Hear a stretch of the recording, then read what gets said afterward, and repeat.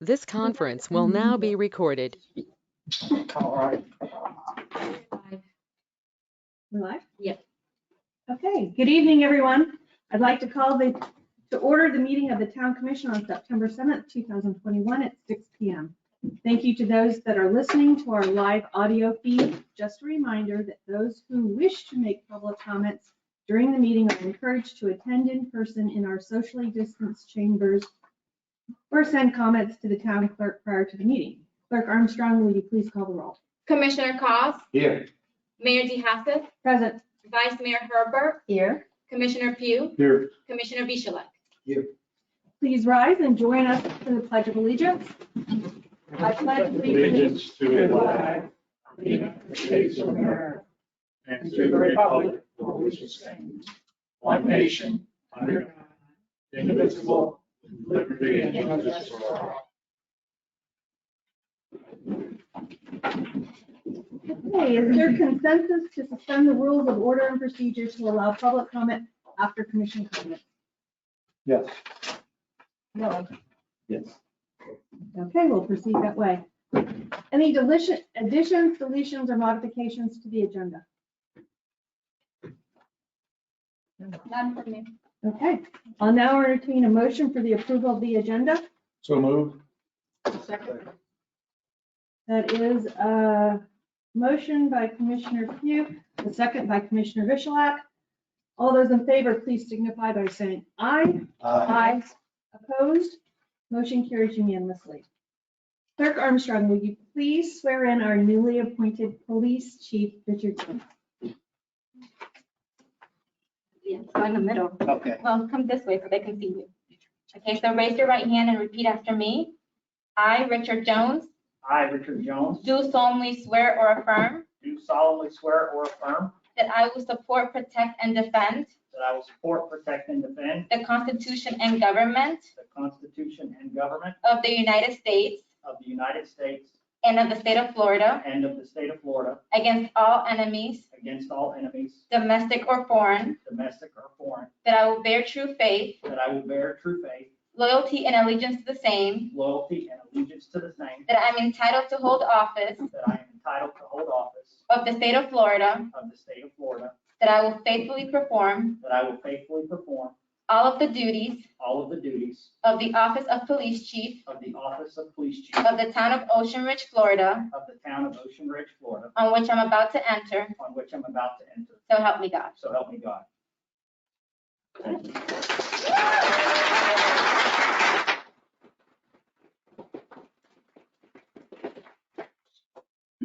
Congratulations. Thank you all. Town Clerk Armstrong, will you please read the announcements? The next regular town commission meeting will be held on Monday, October 4th at 6 p.m. A special town commission meeting will be held on Tuesday, September 21st at 6 p.m. at Town Hall and will include the second and final public hearing of the proposed FY22 budget. The next Planning and Zoning Commission meeting will be held on September 20th at 8 a.m. at Town Hall. Please join us each month prior to the Town Commission meeting at 5 p.m. for the building officials educational forum in the commission chambers at Town Hall. Details including topics to be discussed each month are on the town's website. Residents who wish to sign up to receive important town notifications and news through Civic Ready should sign up on the town's website or call Town Hall for assistance. Thank you. Delighted to see so many people here tonight. I'll now open the floor to public comment.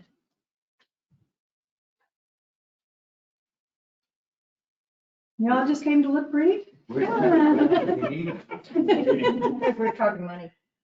Okay, seeing no public comment, it doesn't mean that we don't appreciate you being here though. I'll now close public comment period. All right, next on the agenda. Town Clerk Armstrong, will you please read the consent agenda into the record? Adopt minutes of the regular town commission meeting of August 2nd, 2021. Adopt minutes of the special town commission meeting of August 2nd, 2021. Acceptance of the revenue and expenditure report for July 2021. Approved budgeted expenditure of $11,262.80 to Madison Bar for emergency potable water valve replacement at the intersection of Greenland K and River Drive in $19,073.25 to Madison Bar for fire hydrant replacement on Eleuthera Drive. Approved lien satisfaction for 6009 North Ocean Boulevard. Approved Fifth Amendment to the Legal Services Agreement with Tercevia, Donlin, Gatto, and Rubin. Approved Fourth Amendment to Professional Services Agreement with Ingenuity Group. Approved job description for building inspector position. Okay, I'll now entertain a motion for approving the consent agenda. So moved. In a second? Second. I know, Second. we're all so excited. This one's going to go to Vice Mayor Herbert for the motion and a second by Commissioner Claus. All those in favor, please signify by saying aye. Aye. Motion carries unanimously.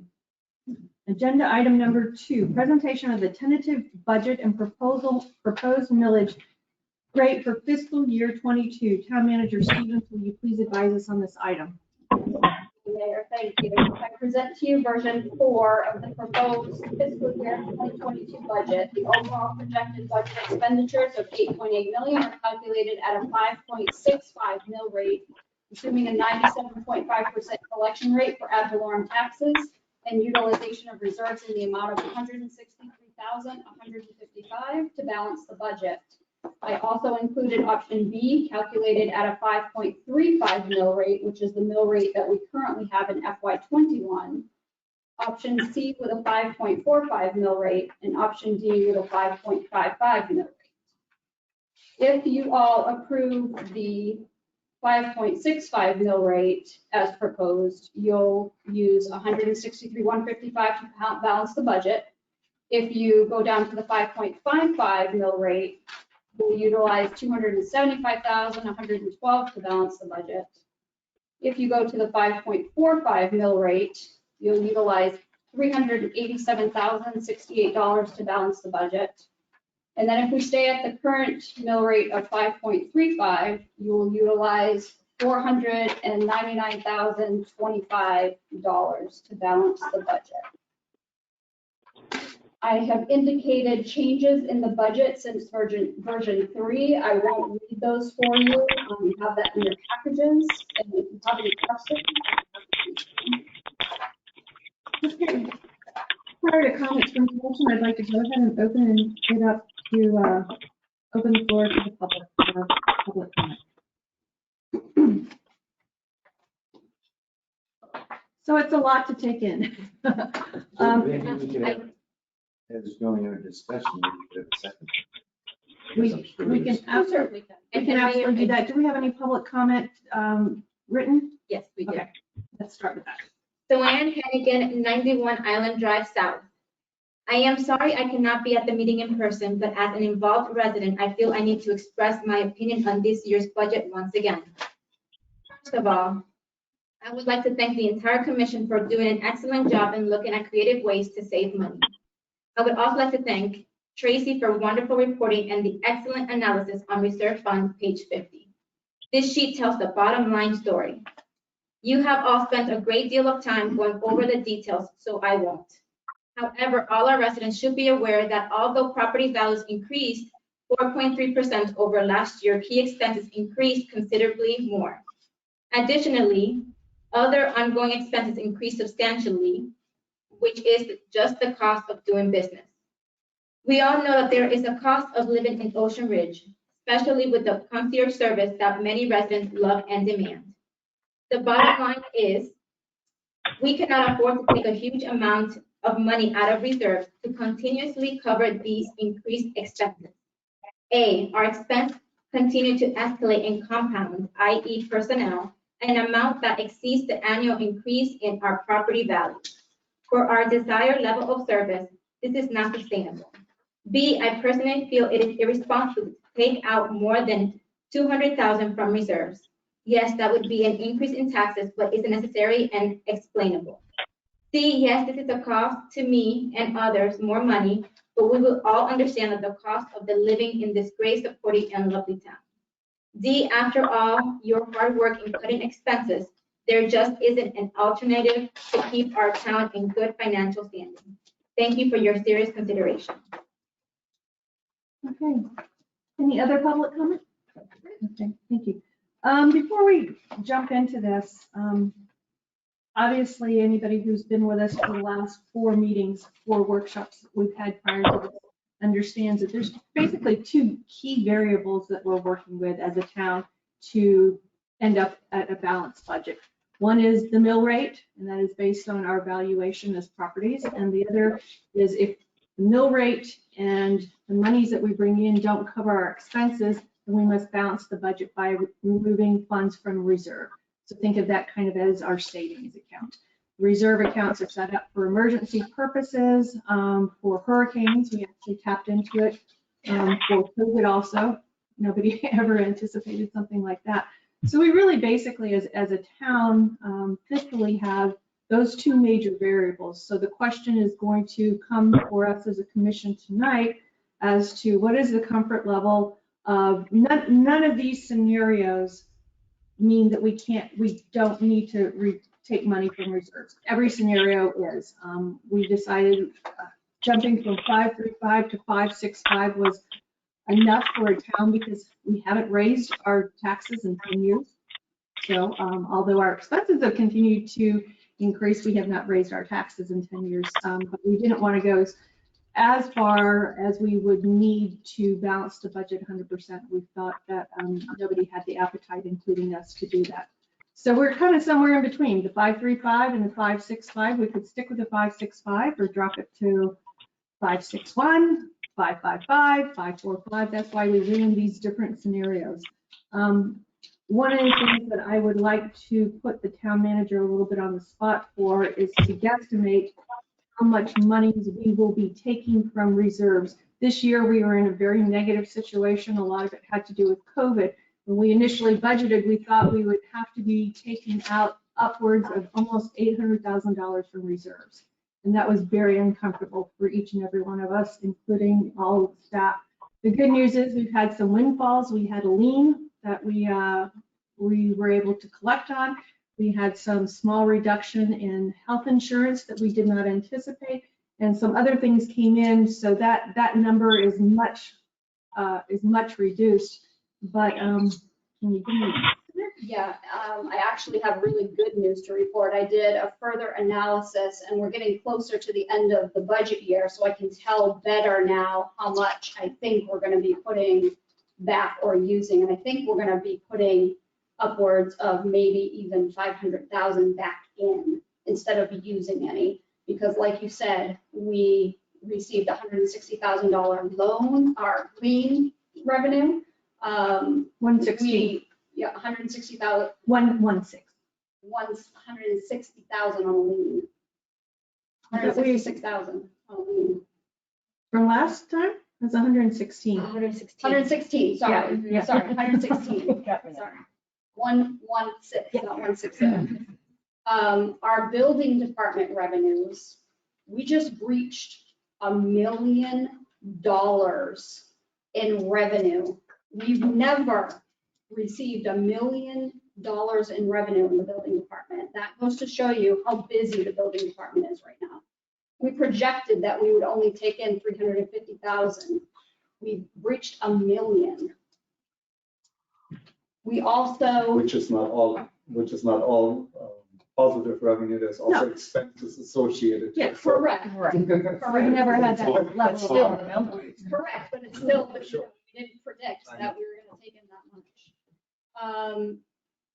Also, we received grant revenue for COVID-19, and we also received some other FEMA grant revenue for a hurricane this year that we were not anticipating getting in this fiscal year. And that was the hurricane from 2 years ago. Just so Yes. everybody understands, when we get FEMA money, there's always at least a 2-year lag. So that's why you have to have that emergency reserve fund so you can spend it immediately to keep the town running, because FEMA takes. Now, we also weren't able to get to some projects because we were short-staffed this year. Short staffing also made it so we didn't have as many expenditures as we thought we would this year. So I believe we're going to be putting upwards of 500,000, more than likely, back into reserves. So Not rather using than it, withdrawing putting it 700, close to 800,000, we potentially will be putting upwards of 500 into reserves. in. Correct. And what would that make our final reserve number be? I can look at it. If we put 500,000 back in, Just to give the public an idea of how much money we actually have in that reserve fund. So the question is, 6.7 million.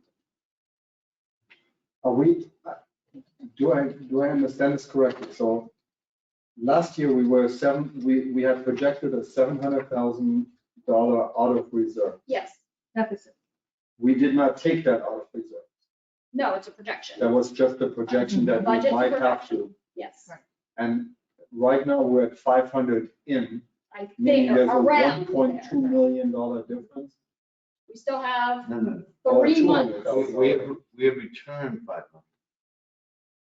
This is a projection. Okay, right, get that. Make sure So you wait a know, minute, this is a I'm projection. going with you. It was a return, a Tracy estimate Yep, by So we will still be 200, is what you're saying, we'll still be 200. 250 short of fulfilling the 790, let's call it 700 that we pulled, 800 we pulled out. However, you're not including, it's going the other way. no, you said we're returning Yeah. all the money. Plus. Oh, We're right. balancing our budget and So we putting didn't use 500 into 700 the grand. budget. So adding 500 to it. So we're $1.2 million. We're short 300 to make it zero. No, Yes. Try it. Wait a minute, let me just say it my way and you tell me where I'm wrong. We pulled 800 out of reserves we haven't pulled anything out. to balance the, We have not pulled anything out. It's a But projection. we projected, That's what I projected that we we would. projected. Right. And I think we'll put money back in instead of. Okay, good. And when you say put the money back in, Mm-hmm. are you including the fact we haven't used the contingency fund money? It all is encompassed in the whole overall budget. But we have 30,000 left in the contingency budget, That's. which expires, Right. you know, But September that 31st, goes with the analysis of the which is overall. additional money. No. It would be part of that 500. Right. You've already, And it could be more, it could be less, we don't know yet. We still have a month worth of expenditures and revenues to come in. And then we have 2 months of bills to come in after that, so. So, but right now, if we added the 500,000, our reserve amount at fiscal year end would be $6.7 million. Yeah. And which So- major projects did we not do based on short staffing that we will now have to do in the upcoming year? Some of the public works projects did not get done. Paving, Yep. there's quite a Of few. course. the water. It was all the capital improvements that we spent a lot of time going through. So that's why I wanted to make sure that everybody here understands that we're not, it sounds fantastic and it's great that we're actually putting money back in instead of taking out. But there is, out of that money that we're putting in, there is money that we have to draw on this year in order to fulfill what we were supposed to do in this current budget. Correct, and there was a lot of deferred projects Right. that we deferred thinking that the number was going to be really large this year too, that maybe, halfway through the year, we may be able to revisit. So, but the decision that lays in front of us tonight is whatever we're going to set as our mill rate. And that will be the maximum. And at our next public meeting, our second and final public meeting, I would hope that we'd be close enough that we would be able to stick with that mill rate, but that mill rate, if we did decide to change it, could not increase, but it could potentially decrease in second reading. So now we're back to the meat of it. If we stick with our 5.35 millage rate, which we have had for 10 years, we would project to take out $500,000 from reserves to balance the budget. So we'll start at that end of the continuum. The next continuum is, let's go up 1/10 of a point, so to 5.45. If we went to 5.45 for our millage rate, we would have to potentially remove from reserves $387,000. So there's about, what, $120,000 delta. And that's usually how it goes. For every million, there's a 1% for a million. So the next little clink up the armor is 5.55. If we went to a 5.55, we would have to potentially remove $275,000 from reserves to balance the budget.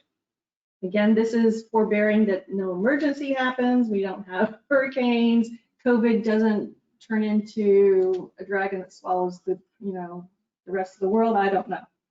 And then last but not least, so the opposite end of the continuum is we had set our maximum millage rate at 565. And at 565, if we hold with that millage, and all of you should have received your proposed tax bills from Palm Beach County Tax Collector's Office, showing what it personally would have meant to you in the difference of those pieces. We would have to remove potentially $163,000. Okay. And can I get a clarification there again? So the items that we did not address in this current fiscal year, do we have them budgeted in the upcoming fiscal year? Are they part of this? I mean, some are like storm drain maintenance, things like that. Continual. But we did defer some of them Right. one more year. We prioritize. And, right, so It's mostly drainage. we're not gonna get, basically my concern is that we're not gonna get hit with more that we need to spend than what we have here in order to catch up to the things that we were supposed to do last year, this year. No, and I'll tell you, with the staffing levels we have now, we're not going to be able to do any, other larger projects because we don't have the staffing to complete that. So I'd like to reopen it to public comment. Hopefully that wasn't too painful or was explanatory enough to get some input.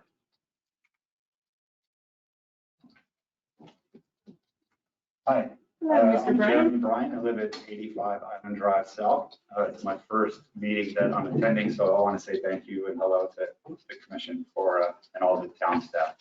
I just have some naive questions. My first time here.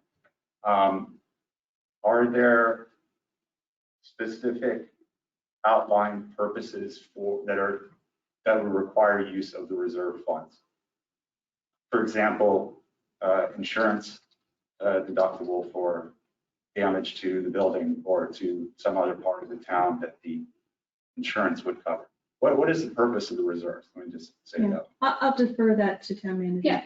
So we have our reserves for an emergency. So if we had a hurricane that devastated the town, we would have our emergency reserve fund to help operate the town until we can get back up on our feet. It would be enough to pay payroll for our staff and to get things like if we needed to, say our town hall was decimated, we'd be able to use our reserve funds at that point to get trailers in here to house staff, things like that. Okay. And are there any provisions in the budget to contribute to the reserve fund? How are contributions allotted to the reserve fund? Is it mandated, or is it if there's leftover at the end of the year kind of thing? So all monies left over at the end of the fiscal year are returned to the reserve fund. And when's the last time we had monies left over at the end of the year? It looks like it may be this year. Previous to this debate. We've consistently had money returned into the reserves. It was many years ago that we had to take money out of the reserve. Back in 2009. You were sitting here. And then, Tracy, the other important number is we have enough in reserves right now to run this town for what? 65 to 70% of the year, correct. So if we get slammed, we have enough money to get through more than 3/4 of it. Which is more than the average towns or neighboring towns. Every town basically has a little reserve fund somewhere to do exactly that operation. We are, I think, above average or way above average as far as the other towns are concerned. We have a healthy We're in Very reserve. healthy, good position. That we work on. West Palm Beach is about 10%. They're kind of shape there. Thank you. Thank you, Mr. Bryan. Further public comment? Any further input from staff? Mr. Guy? Chief? Ma'am. Can I make one more comment? Yeah. If you look at the numbers historically and how much we've been putting back into the reserves, I know some of you don't like to look at the number and say that we're going to be using money from reserves, but historically that projection has gone the other way. We project that we're going to use from reserves and we actually put back. So saying that you want to stay at the 5.65, you might want to go down from that.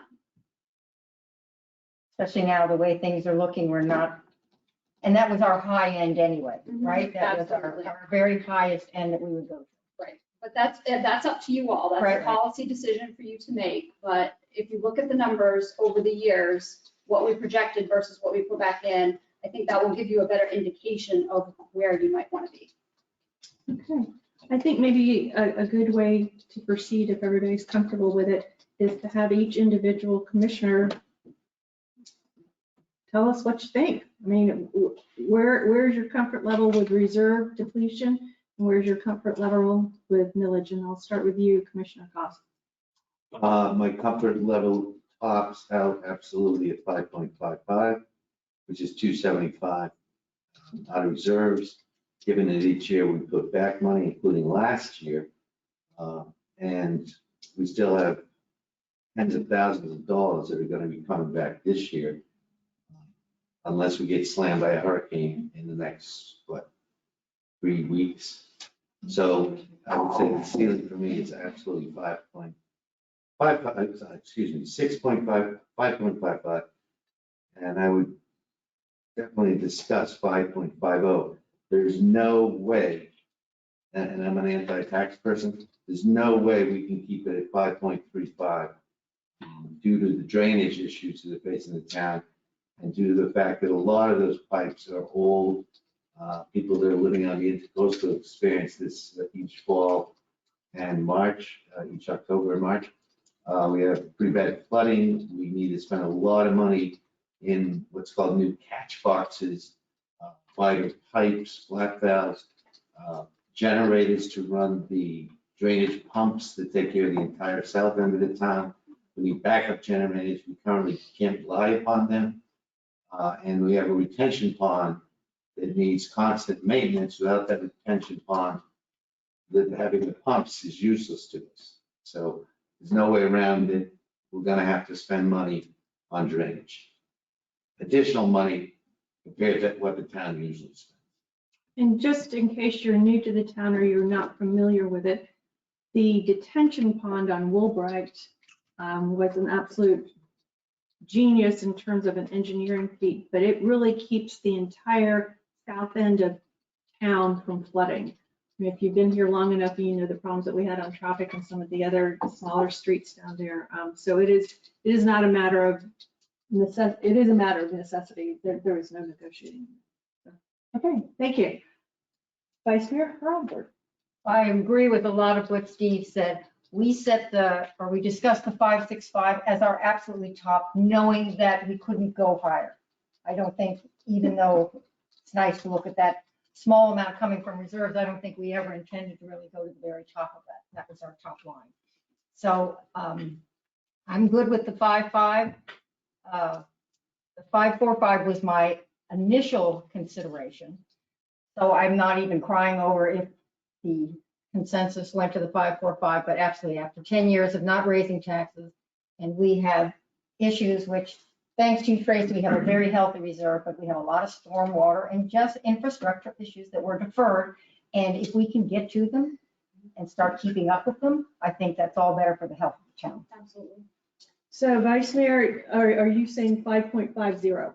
No, I said that I could go with 5.55. 5.55. Right. I won't cry if not everybody goes with that one, but I agree with our high. Okay, Commissioner Vishalak. I'm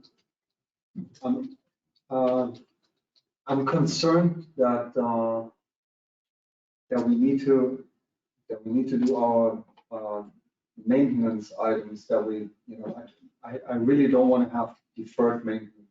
I think it's one of the worst things that we can get into is deferred maintenance.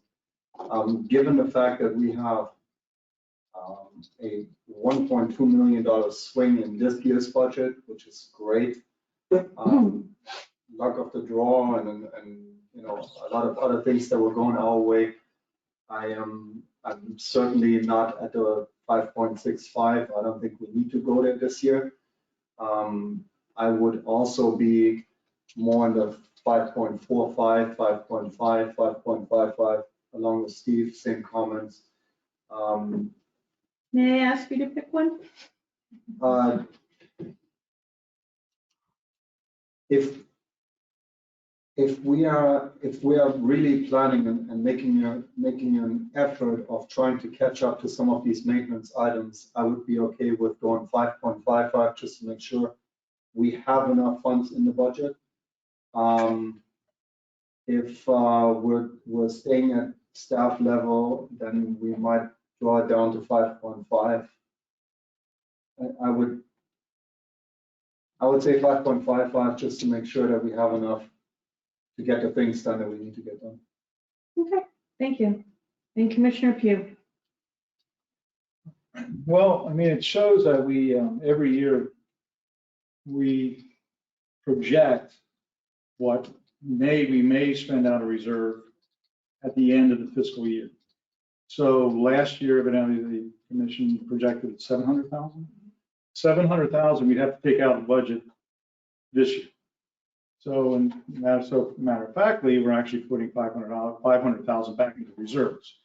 So if you kept the millage rate at 5.35, the $500,000 you're putting back into reserves equals the amount of money that you're projecting to take out of next year's reserve. So if everything was equal, you could say, okay, well, we're putting back the money in this year for what we project taking out next year, 5.35. However, being that our infrastructure is getting to this point, especially the water piping, I think it would behoove us to make sure that we cover ourselves when those bills do come due, which may not be this year, maybe next year.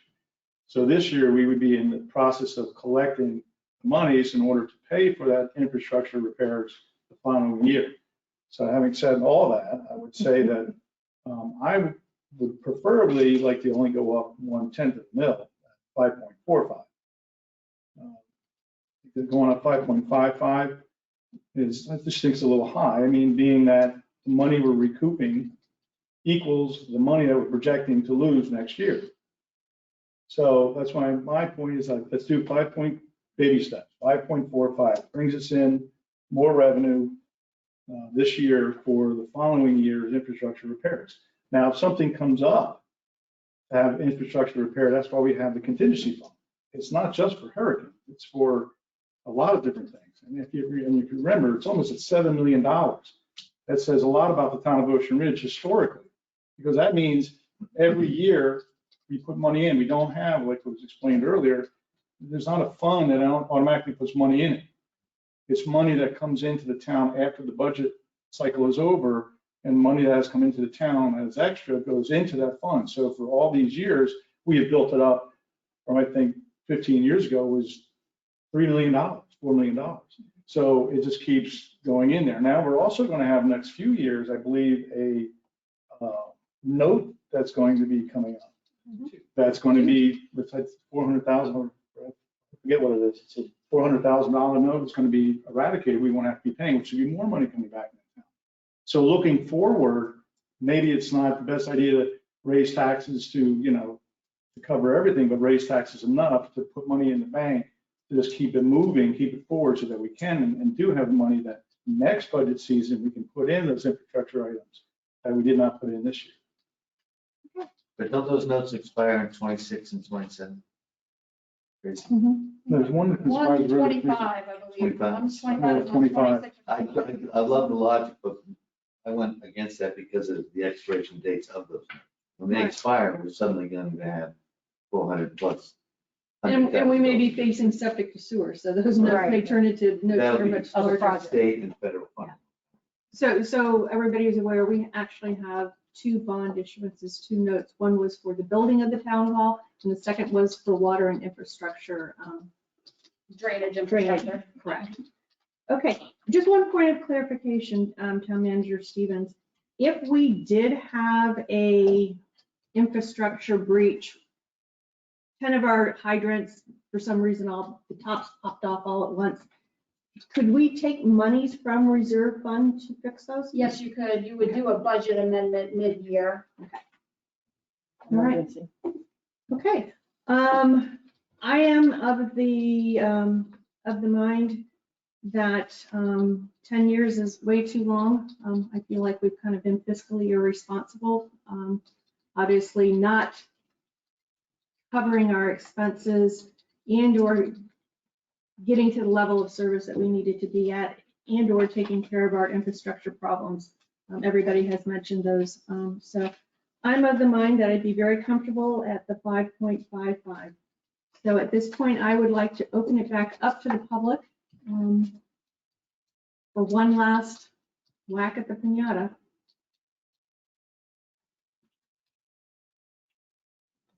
Okay. I have lots of questions. Keep this middle night. Jeremy again from 85 on track.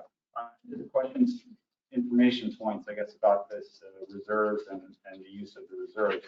Is it a policy to use the reserves historically to fill budget shortfalls, projected budget shortfalls? It is policy. Yes, we just haven't had to do it. We haven't had to do it, and it is not our intent going in. It is policy. Policy would allow us to do it. Policy is not, that's how we want to do it. Yeah.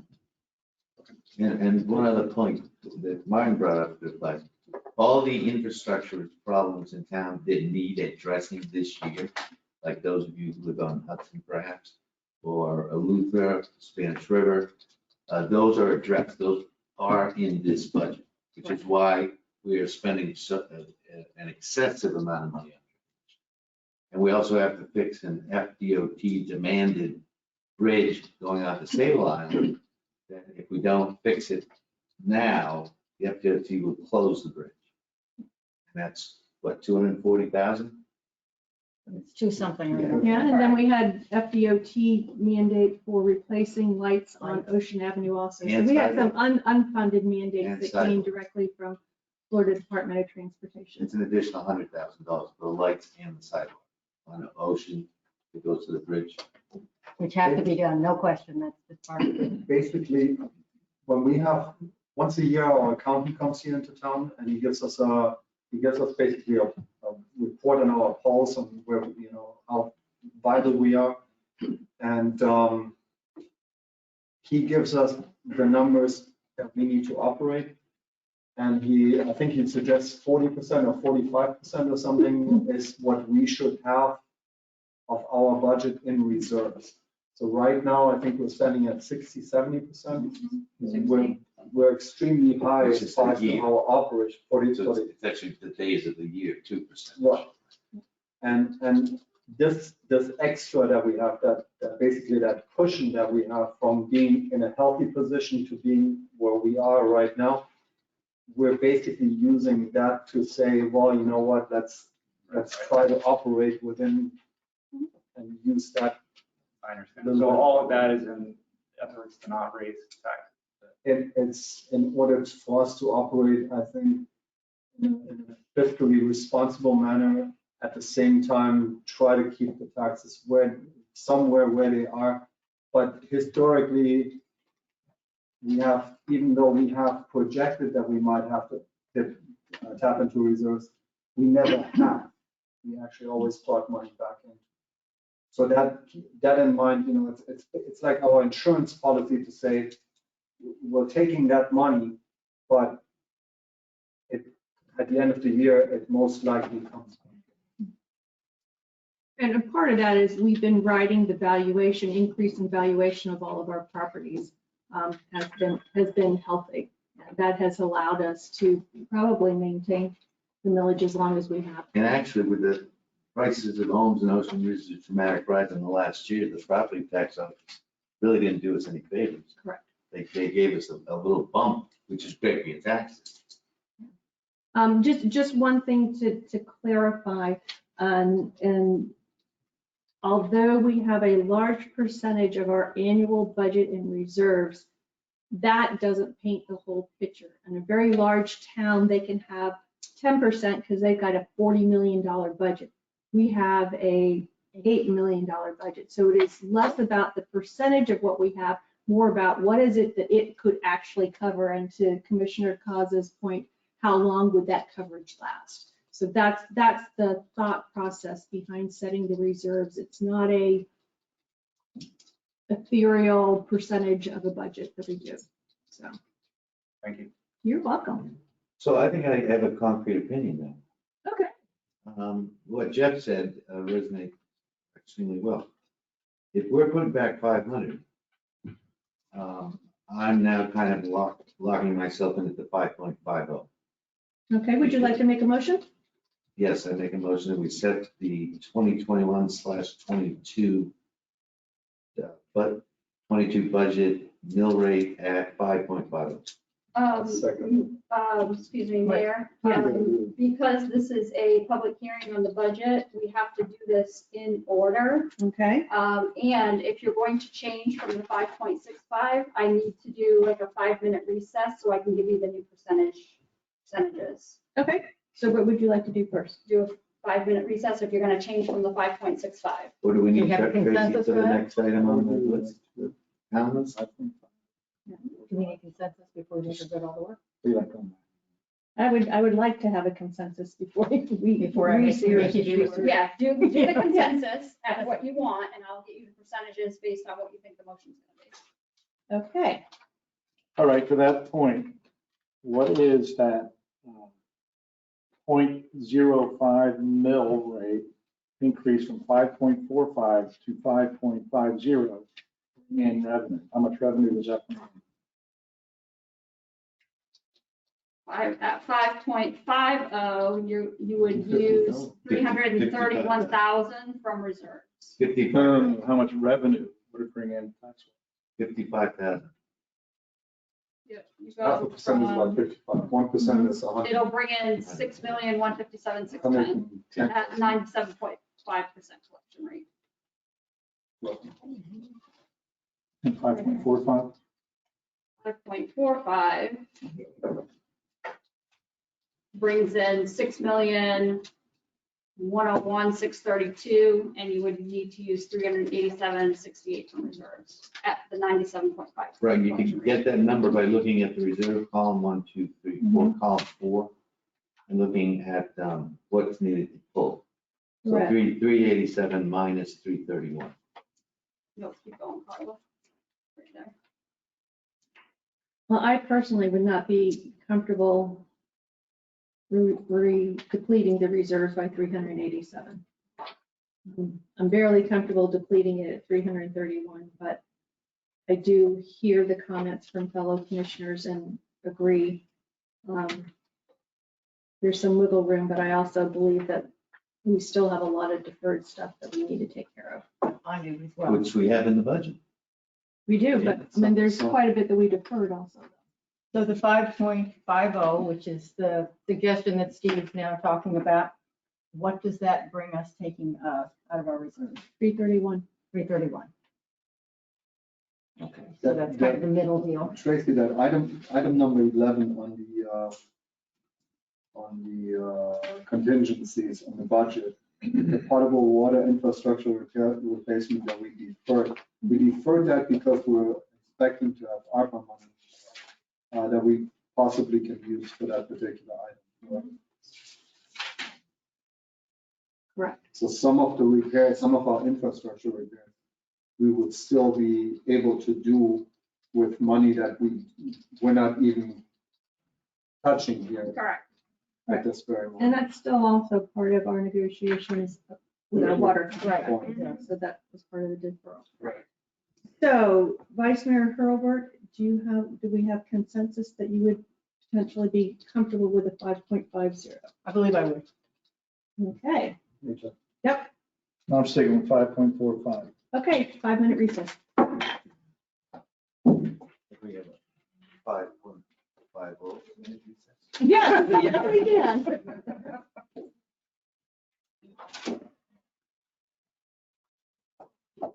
Yeah, did you get up? So the one we've been working here, You get out. Lucky you are up to 1 million. I went to Hawaii.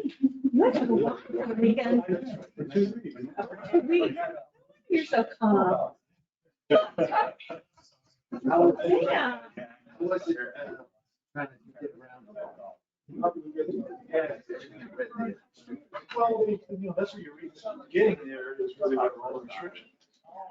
That's going to be, before you even get all the places code-wise, what's called the Houston, you have to show exactly what you're doing before you come. And the state of Washington is.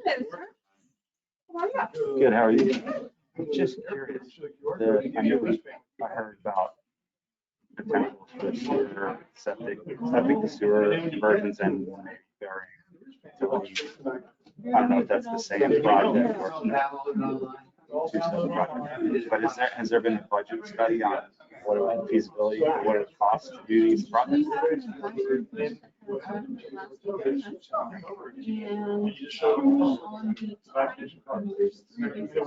do have to go mass. No. When you get up to the host system, you have to, and as soon as you walk with host system, you're submitted to people and you'll sit there and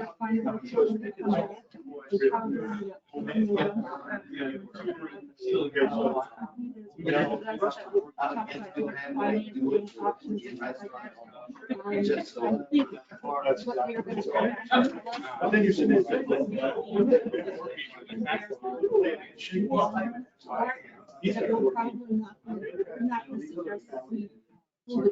There's no table. I saw that, I went to August. You know, I saw it's coming soon. And then we're expecting grants to come next. We would prefer to get our other bonds to expire He's first. never retired. That's 5 years. Right, that's a long time. Whenever we're ready to have the meetings at the town, we will bring everybody in this letter and make sure that everybody is fully educated. Even if they don't have information. It's gonna be a matter to explain to people why we need it, how we need it, where the wiggle room is, where it isn't, and what it means to their property. So we're waiting on this. We don't have to commit the town to the bad guy. We're waiting for the state to tell us what we know we need to do and provide. Until they, Maybe not money. well, until they do anything, they will probably start handing out anything. Right. So it's kind of double-edged sword, so that's the reason we want to be, like, on Monday morning, on the beach, they just did similar reports. We did, and, we're presenting to the commission. Gulfstream has done something similar. Everybody's kind of very similar. Ironically, the only thing between us and Del Rey that actually runs similar is our friend. Go figure, right? Go figure, right? Thank you. Hey, listen, we have a little short cushion. There was another couple who were staying there, and she claimed the cushion. She did. Fun weekend. Yeah, sounds like it.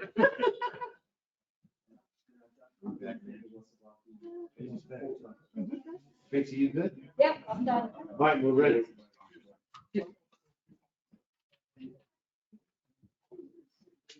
Okay, I'd like to, could someone notify the people out in the hallway? I'd like to go ahead and end the 5:05 recess and turn it back over to Town Manager Stevens for explanation. So at this point, I would have you consider a motion and a second and a vote on what your mill will be, and then I will give you the percentages that you need when you're doing your announcements and resolution at that point. Because we'll need to make an amendment. Okay. So I believe that I have a motion by Commissioner Cos for a mill rate of 5.50. And do I have a second? Second. Okay, that is a motion by Commissioner Cos, a second by Commissioner Richellet. I will now turn it back over to Town Manager Stevens to give us our percentages. Okay, so when you make your announcement, your millage rate will be higher than your rollback rate of 5.1384 by 7.04%. Where am I finding this so people can? On 2B. B. Or not. On On the 2B. piece of paper. On your agenda, 2B. There we go. Public hearing. Okay, so I apologize. Please give me that percentage again. 7.04%. And that will affect your resolution number 2021-15, section 1. Mhm.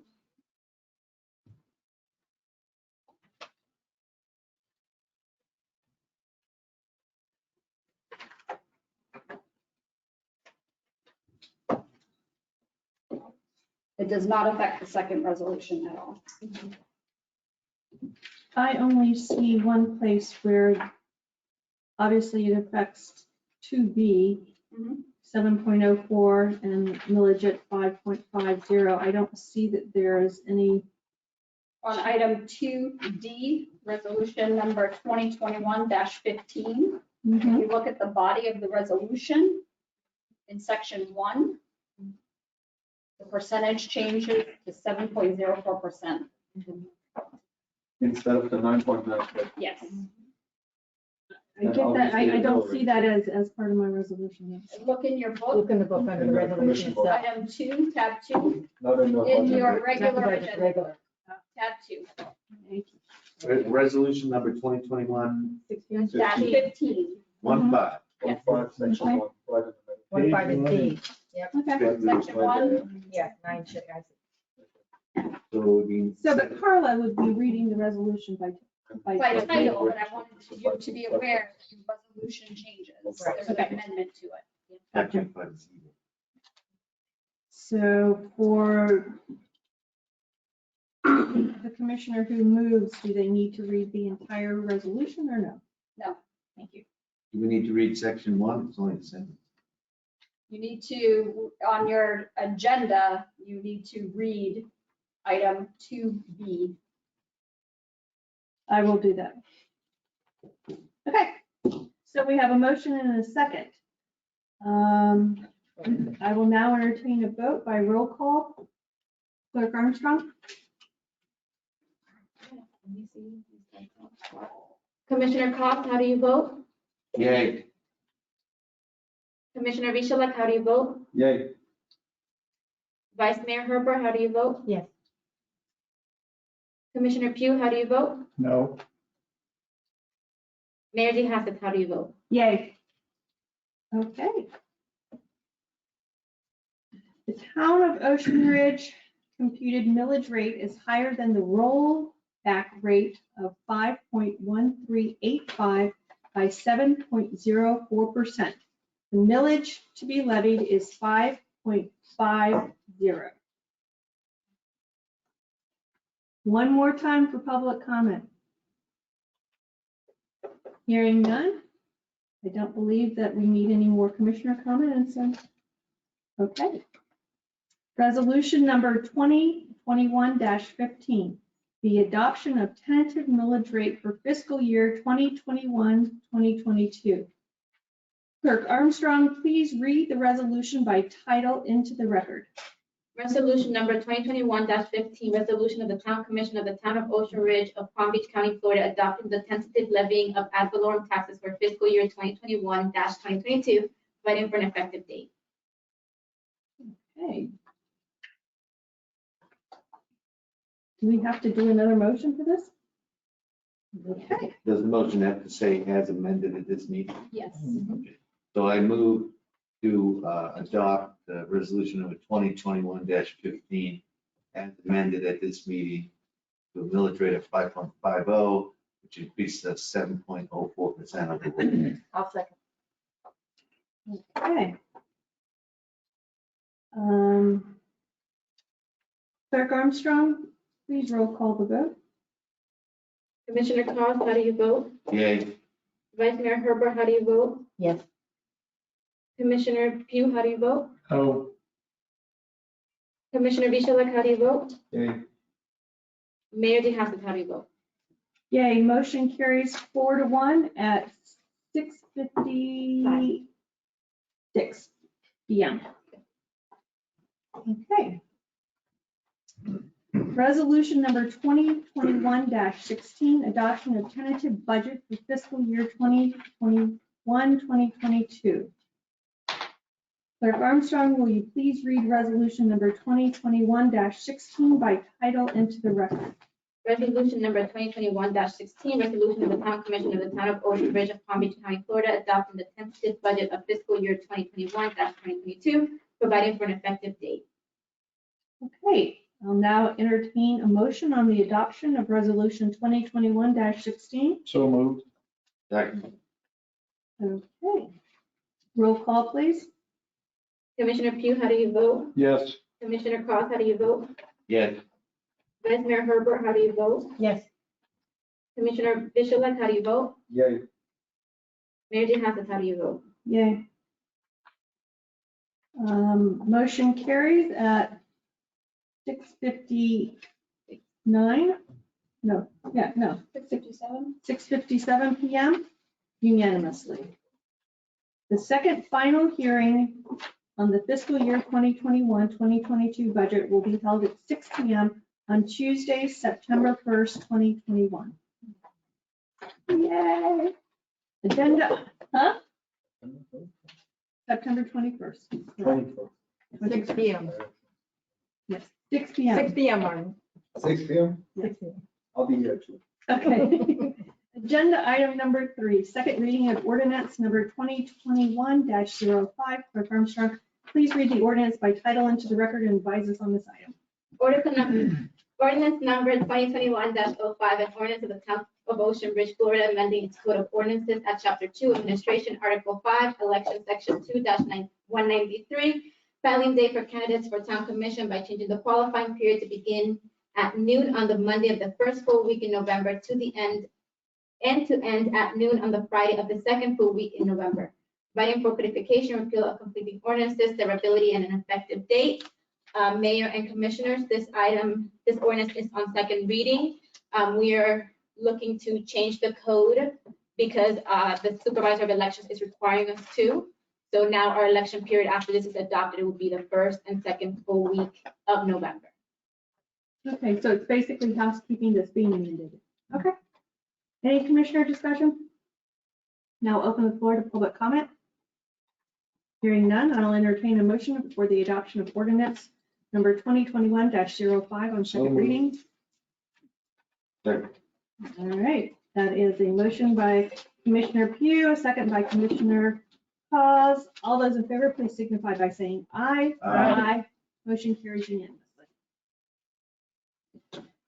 Okay. Agenda item number 4, resolution number 2021-17, amending the human resources policies and procedure employee handbook. Clerk Armstrong, will you please read the resolution by title into the record? Resolution number 2021-17, a resolution of the Town Commission of the Town of Ocean Ridge, Florida, amending the employee handbook, providing for repeal of prior resolutions in conflict and providing for an effective date. Okay, Town Manager Stevens, will you please advise us on this item? Absolutely. These are just changes pro forma wise. We changed throughout the document that the Human Resources Administrator is the person who handles certain human resources aspects as opposed to the town clerk. Our Human Resources Administrator currently is Jean Halligan. She serves as the treasurer and the Human Resources Administrator. The other change that we had was to change our short-term disability policy to match our current insurance program. So before, we were having employees exhaust their personal absence leave before they go on short-term disability. However, our insurance company doesn't allow for that. you have to go on short-term disability as of day one. So now what we're doing is we're saying, okay, you can go on short-term disability as of day one. And if you want to supplement the 60% that the insurance company pays you, you can draw down your personal absence leave to cover the other 40% of your pay, so you can get 100% while you're out. Okay. And those were the only changes. Okay, and so that insurance coverage would be for all employees, correct? Correct. Now, the PBA is under a union agreement, so any changes to the human resources policies have to be approved by the union, or it does not apply to union members. Since we're going through negotiations right now, the PBA is looking at our policies. So we will bring this to the table on the 13th when we see them. Okay, I'd now like to open the floor to commissioner discussion. So if we approve this, the people in the union can say not for us. Yes, And then how does that work with our insurance policy? they would, well, our insurance policy is not going to cover it. So if they go by this policy here, it's going to create a nightmare where the insurance is going to start day one. We can't have them draw down on their personal absence leave, or they're going to get a double payment. And you know if they're leaning in one direction? No, I don't. Where it's just a change because our insurance company mandates it, I don't think they'll have a problem with it. It actually helps their members It's to to get their up to benefit. 100% pay. So I can't imagine that they would not want to adopt it. Okay, I'll now open the floor to public comment. Seeing none, I will come back to commissioner discussion and/or entertain a motion for the adoption of resolution 2021-17. I'll move to approve resolution 2021-17, amending the employee handbook as submitted. That was a very nice motion, thank you. Okay, that is a motion by Vice Mayor Hurlbert and a second by Commissioner Bishalak. All those in favor, please signify by saying aye. Aye. Motion carries unanimously. Agenda item number 5, discussion regarding letter of credit relative to demolition. Town Manager Stevens, will you please advise us on this item? Yes, and this is an item that we had discussed at the last meeting. It was brought up by Commissioner Bishalak after a member of, or one of our residents had made a complaint about having to issue a letter of credit and the costs associated with it. So staff did some research, and we will recommend that you remain with the letter of credit, as it's the simplest option and the easiest way to obtain funds if we need them when a demolition occurs and it's not completed by the contractor or the residents. And what is that window for demolition once a permit is pulled? Is it 60 days It's now? like 60 days. Yeah. Well, it's 60 days to demolish and 120 days to close it out completely. It installed and everything. That's going to be our recommendation. The other thing you can do is use code enforcement, but we were using code enforcement before and the P&Z wanted to strengthen that, and that's why you all changed the process. And what percentage, I know that you had talked about in staff meetings, what percentage of this letter of credit is it's due to the entire overall, excuse me, cost projected for the demolition, correct? Correct, and I think it was a 4% cost. So the resident goes to the bank and the bank charges them about a 4% of the cost of the demo. And most demos run It depends on the size. $100,000, $20,000 to $40,000. 20 to 40. It's That's cheap, high. actually. That's high. For some of the big houses. No, I guess you gotta haul it all away too. Mm-hmm. So just a little bit of quick background. We've had several homes throughout our history as a town that have sat dilapidated for years and years and years. You have been kind enough to come and express your displeasure report, and this was a born out of necessity. It was not, we don't get the money ourselves.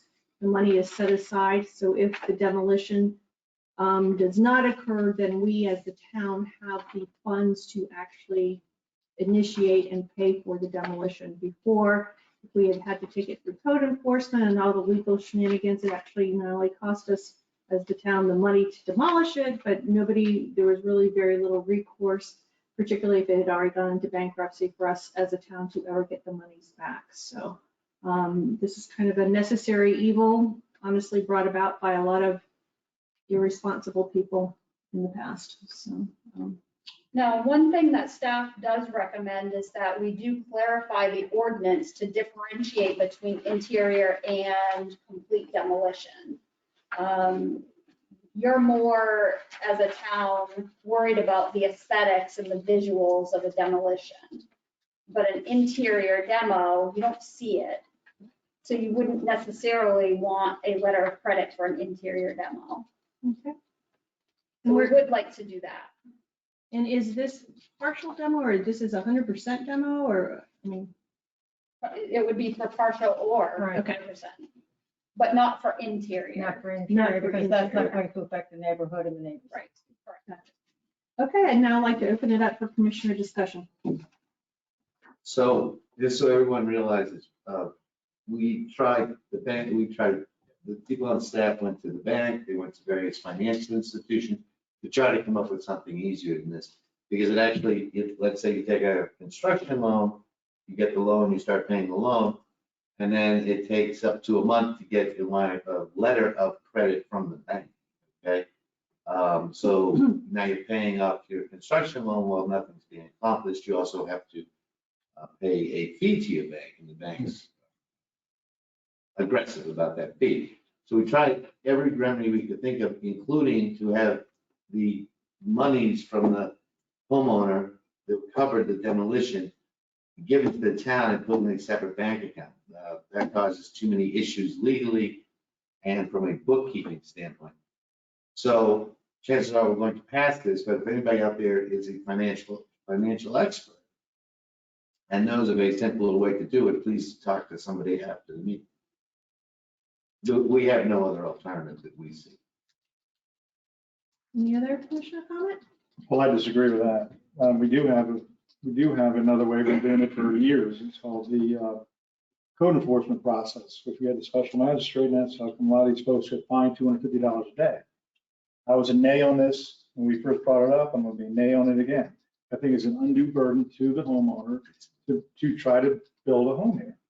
And I don't think, and I do think that the amount of people this affects or the town affects is very small to the amount of construction that happens in the town of Ocean Ridge. Now, if you do pass it, I would say that you definitely take out the interior demolition from the exterior demolition. However, I'm still going to be a nay on the whole process because I think it's an overreach by the town when we already have a process with code enforcement to do this. Well, let me clarify though, the letter of credit is already in the code. But when you're making these folks do the letter of credit, which you never have done before. So, We're actually following rules that we then why, already have. well, first, then why are we doing a new ordinance? Then? Those are the rules. that Then why are we just doing the new passed. ordinance then if it's already in the code? Is there a reason? No, I mean, we just did do a new ordinance. It was passed. I get that, and I said nay on it then. And Right, that's what I'm correct. saying to you. I disagree with doing another undue burden for somebody to come into this town and build a house, then another law, another hurdle to jump through in order to knock down a house and build a home. And I think the town has not been affected in a huge amount of way with many, many homes. I mean, we had one home years ago, the town demolished, but this is not a huge problem, and we're making it into a huge problem. I do believe it is as you say, the exception to the norm, but I also believe with more and more spec development, there is the need for us to safeguard ourselves fiscally. So I'm sorry, I jumped ahead. Yeah, no, I agree with the whole letter of credit. Yes, it's onerous and what have you, but the problem, it doesn't work out, which it very often doesn't, and affects the neighborhood and the people involved. I think it's worth it to make sure it happens and happens right. So it's not, like you said, it's not best case scenario, but there's really not a better one because we did our research looking for an easier and better way to have this done, but it needs to be, in code enforcement, we don't really have ability. I sit in on those magistrate hearings. They go on and it's another 30 days and another 60 days. So I think this is the way to go. But I agree with the interior division. That makes a lot of sense because that's not bothering anybody. We all disagree with putting any more burden on a home builder. But the problem is the bad eggs, even if they're few and far between, you can create an eyesore that lasts for 2 or 3 years. That's what the town was facing. And some guys don't even care when it gets to $60,000 in fines, $70,000 in fines. They just don't care. So you, on a street with an eyesore, one of them was what, 4 years? Or 2 or 3 years. Mhm. But the thing with the fines is, and this is why I think last month's meeting was important to this town, was we had a fine meeting here where somebody, one of the residents had accumulated, what was $160,000 in fines and asked for a reduction in fines and wanted to pay, I think, $50,000. And one of the reasons why I was so adamant against reducing the fine is because it is assumed that you have these people that just go like, well, let these fines accumulate because they can then come to us and plead their case. And in most municipalities, you actually get away with it. You get a fine reduction, you have a $100,000 fine, you get it down to 20,000, 30,000, and the town is happy with collecting that money. What we're doing is we basically made a stand last month and said, not in this town. If you're running up fines, be prepared to pay those fines. And I think that made a huge impact down the road for everybody that's going to look at our town and say, well, you know what, Ocean Ridge, we probably should be doing whatever is necessary to do the right way. That said, as far as that letter of credit, I'm tending to go with Jeff on this one. I do see the necessity that we need to have some sort of tool. I disagree that it should be a humongous burden on it, and I take the blame there on myself when we passed this in, I think it was April. I should have done myself more research on trying to find out how much that letter of credit actually cost the homeowner, and I didn't. And that's on me. Because if I did, I would have probably voted different at that point or tried to figure out a different way how to get to it. My thoughts on this, the way that I had discussed this with staff in our staff meeting was, what I would like to see is, first off, the interior demolition needs to be taken out. I think we're all agreeing that. What you do inside of your home, if you live in a demoed house that is still habitable according to our building official, that's up to you. I don't care. It's the outside that concerns us, that the public, us all have to drive by on a daily basis. So if it is a house, if it is a substantial house where the demolition cost exceeds a certain amount of money, I think it is prudent to ask for a letter of credit. And the letter of credit actually is, there's a lot of fixed cost to it, and then there's a cost associated to the amount to it. But there's a fixed cost up front to it. And that fixed cost up front, if you have a $10,000 demolition, your percentage that you're now paying for a letter of credit is much higher than if you have a $40,000 demolition or $50,000 demolition. So I would put a threshold and say, if somebody comes and asks for a demo permit, and the demo permit is $20,000, now you have to pull a letter of credit. If it's below that, you don't need a letter of credit. We're going to go with our code enforcement route if we have. Just so that the burden for the homeowner does not get percentage-wise. So can I just mention something of what we had talked about in our staff meeting? So what you're saying is the demo cost is going to be based on how large the home is. correct. So in a neighborhood, If you have a larger home, it costs more to demo, you got to put a letter of credit on it. But in another section of town where the homes are smaller, you don't have to put the letter of credit up, but it's still going to affect the neighborhood the same. If they don't demo it and we don't have any way to fix it with a letter of credit, it's going to affect the neighbor. The same way it would affect the larger home. Tracy, we have a tool how to work with a home or a permit that is non-compliant. And that's our code enforcement law. We have a whole book of code enforcement that we can use in order to rectify a problem that is in our town that concerns many people. The question is, that letter of credit will make it easier for us to actually get on it and do something. I agree with that.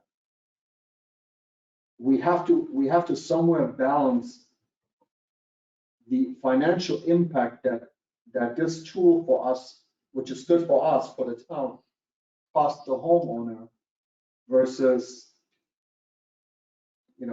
big house percentage-wise, big house versus the little cottage that gets done for $8,000, $9,000. If you have an $8,000 demo on my neighbor's house, it's probably going to be $8,000 if they demo the house. 1,500 square feet. You demo that thing, it's eight grand. And the letter of credit is going to cost them $1,500. The percentage is too high for the demo cost to pull a letter of credit. It's not, we don't charge it, the banks charge it. Yes. Okay. Yeah, I agree with what you're saying, I agree with what Jeff's saying, but no one has answered my question. Island Drive or South Island Drive, Benito, one of those things. You guys had a house there for 4 or 5 years. 110 Benito.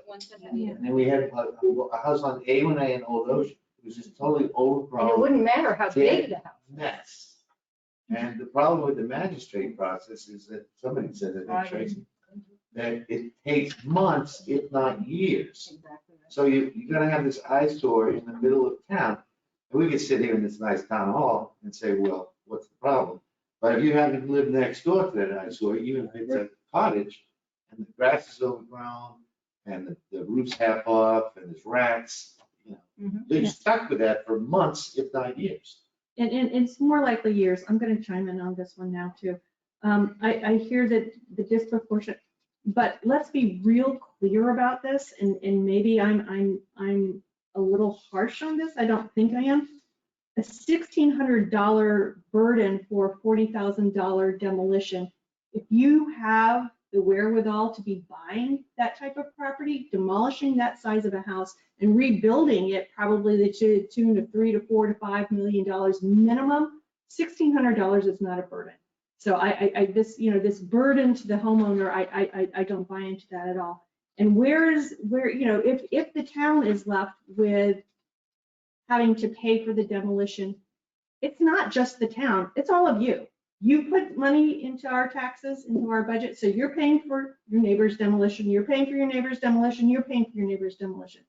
You can't spread that. And that's where I just really have to stick my heels in the ground. I feel that this is, for the amount of time that we have spent to talk about this and the number of houses that have been eyesores in our town for years upon years upon years, I believe that the community's rights trump the individual owner's rights. I don't want to be in 2 and 3 and 4 year cycles only to have another dais up here and say, oh yes, you fell down the stairs. Oh, your father let them have that. We're going to reduce it. You wanted to reduce it to $80,000 from a $160,000 fine. So you can't always depend upon folks sitting on the dais getting that maximum amount of money. And you know what? I think all of these residents would have gladly given that up if it had been solved 3 or 4 years ago when we thought about it. I mean, we had parades of people coming in front of us saying, there's rats running out of this. The grass is too high. Pieces of the tarp are falling into my, I absolutely, I'll open up for public discussion because you don't want to hear me rant anymore. But I love the expression of striking in my heels here. Striking in my heels? Absolutely. But I'm just going to say one more thing is the code enforcement process is ongoing. And if you're the person living next to the rats running through the neighborhood and what have you, you know, Martin, we sit here and watch the magistrate, and due process means 30 days, 60 days, 90 days, and every time that the owner or the owner's agent will come in with another story, and the next thing you know, We've it's a been year. walking by that house. every That's day. exactly right. We walk by it all the time. So that's why I think. $1,600 I- letter I of agree. credit. It's not a burden. Okay, I'd like to open it up to So I'd public like to comment. interrupt you on, because you brought something up before about the houses that the homeowners pay for, every one of us paid for. Well, first of all, when we did the demolition on it, we put the money in the demolition on the tax roll. We put it on the house, and we ended up getting it back when they sold the house. It was a lien we put on the house. We got it back when they sold the house. So that's a moot point. Okay, The other part about it is a lot of time, the culpability of the code enforcement does fall on the town of Ocean Ridge, because sometimes we don't pursue as aggressively as we could. And there are other ways that we can do with placing liens and foreclosing on liens and doing things that you can do that will actually make the process go a little faster. So to say that, you know, the town of Ocean Ridge, you know, we're on it and we're going to prosecute, we're going to make things happen. I agree with that, but there's also personal property rights. And there's also something called due process. And there's also the fact that you're trying to do something for a very small percentage of what has happened in the town of Ocean Ridge. And I think what happens is the thought process is good for it. However, in the long run, you're putting another hurdle in the Ocean Ridges, the fact that people want to come here and do the work and knock down a house and to build homes, because what happens is Ocean Ridge has a lot of hurdles to jump through in order to build a house here. They really do. not And any then- more than any other municipality. I Well, totally that's, agree. you're mistaken, because I'm a builder and I know exactly how many restrictions you have here. And I also deal with a lot of builders who try to build in Ocean Ridge. That's why we don't have as many builders in Ocean Ridge as we have in other municipalities. So again, that's not true. So my point is that yes, maybe if you're taking down a house that's on intercoastal and the house you bought for $4 million, you're knocking it down and building a $7 million house there, yes, $1,600 or $1,682 to get a line of credit isn't a big deal, because you probably have the credit. I'm more speaking of homes that are in the smaller range, in the middle, where it is not on the water, where there's a family that's coming in to knock down a home, and they have to go through the hurdles of doing a line of credit. I'm with Martin. I think that it should also be titled to exactly what is a demolition. I mean, is it just the house demolition we're talking about, or is it other demolition? What about other exterior demolition, swimming pools, for example? When you get a swimming pool demolition, it's $10,000. Does that mean that a homeowner's have to go get a line of credit to demolish a swimming pool? With this ordinance, it does. So what I'm saying is sometimes we do ordinance way too fast. And we need to really look into it. I think if my suggestion would be maybe to send this back to the planning zone and maybe then look at it a little deeper. That's what they do. It's already on the books, so there's nothing we're going to change today, unless you wanted to rescind the ordinance. However, it wouldn't be a bad idea to send it back to them and say, can you look into it a little deeper and see maybe is there another way, or somehow to change that particular way of doing it so that it does take out interior, it does make a difference between interior and exterior demolition, and what exactly the demolition is occurring. So would you be comfortable removing ancillary structures and or accessory structures? as part of the what I would be discussion? comfortable with would be literally rescinding the ordinance completely, having it rebought back to us in a very more detailed fashion, and then voting on it again. Because I think that amending it, turning it around, it's already on the books. So at this point, you know, what are we changing? We're not changing. It was just discussion on it tonight. So my suggestion would be to at least let planning and zoning look at it and go through it a little deeper. That's all. Maybe take a little more time. Should we put this on the agenda for the planning and zoning commission discussion that we have in October? Why not? I think that might. Because be we're a gonna good- have the exact same discussion. I mean, are you expecting, you know, What's wrong with Nothing's discussion? changed, right? there's nothing wrong with discussion, but we beat this I horse. tell you, here's my, you know, are we thinking of the same house? Are we thinking of 6009? That was, okay. So Absolutely. 6009, under this ordinance that we have right now, 6009 would never have gone any faster than it did. Yeah, well, Oh, yeah. No, it wouldn't. No. Because the demo permit was not pulled until November of last year. right, but now we've introduced other codes, so we have it pulled sooner. I agree with Jeff's basic overall premise. It is much more difficult to build an Ocean Ridge than any neighboring community. There are builders leaving Ocean Ridge. They refuse to build here. Subcontractors refuse to do work here. So I think the only alternative on this is the line of credit. But going and taking a look at all the ludicrous codes that have been put in place over the last 3 years, yes, I think that needs to be done. I just have to remind you that we also had a couple of homes on Island Drive that were not demolished, and it was causing a lot of your neighbors to come in and complain to you at the dais, and that's what really set off. It wasn't really 6009 that set this off. It was the homes on Island Drive that weren't being taken care of. That The ones really on- set the ones this on the in south motion. end, that on the, He came Brings in the whole there, neighborhood. completed his Right. case. So you're not looking for a vote for us this evening anyways. This is a open discussion. discussion, correct? And I think the addition to add it to the workshop, if you'd like to, and investigate a little bit further, maybe some different scenarios, but when is P and Z? You guys are in. September September 20th. It's looking at. Day one I'm gonna budget. kill you if you make me discuss this. It's 28? The 20th. 20. We're just ready. so I would be comfortable with that. Obviously, there's a lot of different moving parts and, part of it's the law of unintended consequences. I will say though, I do not agree with us being a municipality where it is difficult to build for either a resident or a builder. If that was it, we wouldn't have had $1 million of revenue for our building. Well, we could have added $2 million if we were a little easier. How about that? Yeah, and we would have had a moat around every house. Call up a few bills. I know. So Okay, so what are we doing here, Mayor? We're kicking it to P and Z / town committee meeting.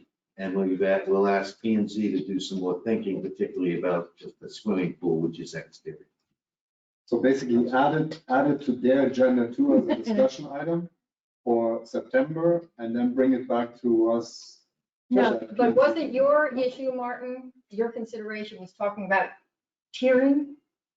Yes. Okay, so it wasn't just accessory items. We But got two things. that they've were heard wrong. us. So- show But I- that- But I know that we've discussed this over and over again about the fact of looking at other alternatives, and there really are not many others out there. If you think you can come up with something that does it on a tiered basis, but the bottom line is when somebody's going to demolish, it needs to get done and not promised. So to end this discussion, can we kick it to the joint meeting? To the workshop? I'm comfortable with that. How's that going? And in the meantime, maybe you guys can have a brief discussion maybe September 20th. Know that it's coming Come up. on, Dave. Okay, so we are not entering a motion, but we do have consensus for the direction that this will be discussed at the P and Z workshop with commission. And we would respectfully ask that P and Z potentially discuss it at their September meeting if their agenda allows. And in the meantime, if anybody else has any wonderful ideas about it, please let us know because we devoted more staff time than we absolutely need. Okay, moving along. We are moving to staff and committee reports, planning and zoning. Item number 6, Member Hutchins, will you please present the P and Z report? good evening, Madam Mayor and everyone else on the commission. Try to make this as brief as possible. And when we have our meeting on the 20th, we'll at least discuss the fact that you're throwing it back at us. So what we're talking about is what we did on our August 16th meeting. Kind of like parts of this meeting, when public comment was called for, there was none. We approved the meeting minutes on July 19th, and then we moved into our discussion and action items. I'm going to try and expedite this a little bit. The first 3 action items were all quasi-judicial hearings and development plans for various properties. So let's look at number 1, That would be on 6470 North Ocean Boulevard. It had been deferred from the previous meeting and was up for review. Our town planner O'Gorman presented the revised project to the commission. The applicant's architect presented changes to the plans that addressed the commission concerns from the July 19th meeting. Those concerns were massing of the home, south elevation to have more architectural features, and the landscaping near North Ocean Boulevard. The applicant also noted an additional change to the landscaping, which was to move a tree that was on top of a drain field. The commission unanimously approved the project with the changes presented, conditioned on the applicant addressing the comments within staff reports of the building permit. Am I going quick enough? All right, let's look at the second one, which was a development plan review for 2 Whitney Way. This also had been deferred on the July 19th, 2021 meeting and was up for re-review. Mr. O'Gorman presented the revised project to the commission. The applicant's architect presented the changes to the plans that addressed the commission's concern from the July 19th, 2021 meeting. The concerns are below. Eliminate rooftop access. It's basically a flat-looking roof. The side rear elevations match the architectural style of the front elevation. And Town Clerk Armstrong noted that the applicant was restricted to a concept plan submitted as part of a master plan when the property was replatted in the Kerrigan replat. However, there's a possibility the applicant can amend the concept plan to fit the current style of the home. She noted that the applicant will have to meet staff comments outlined in their report and adhere to the driveway regulation. The driveway for the proposed home will have to be on Whitney Way. There were only 4 of us. The commission unanimously approved the project with the changes presented with the following conditions.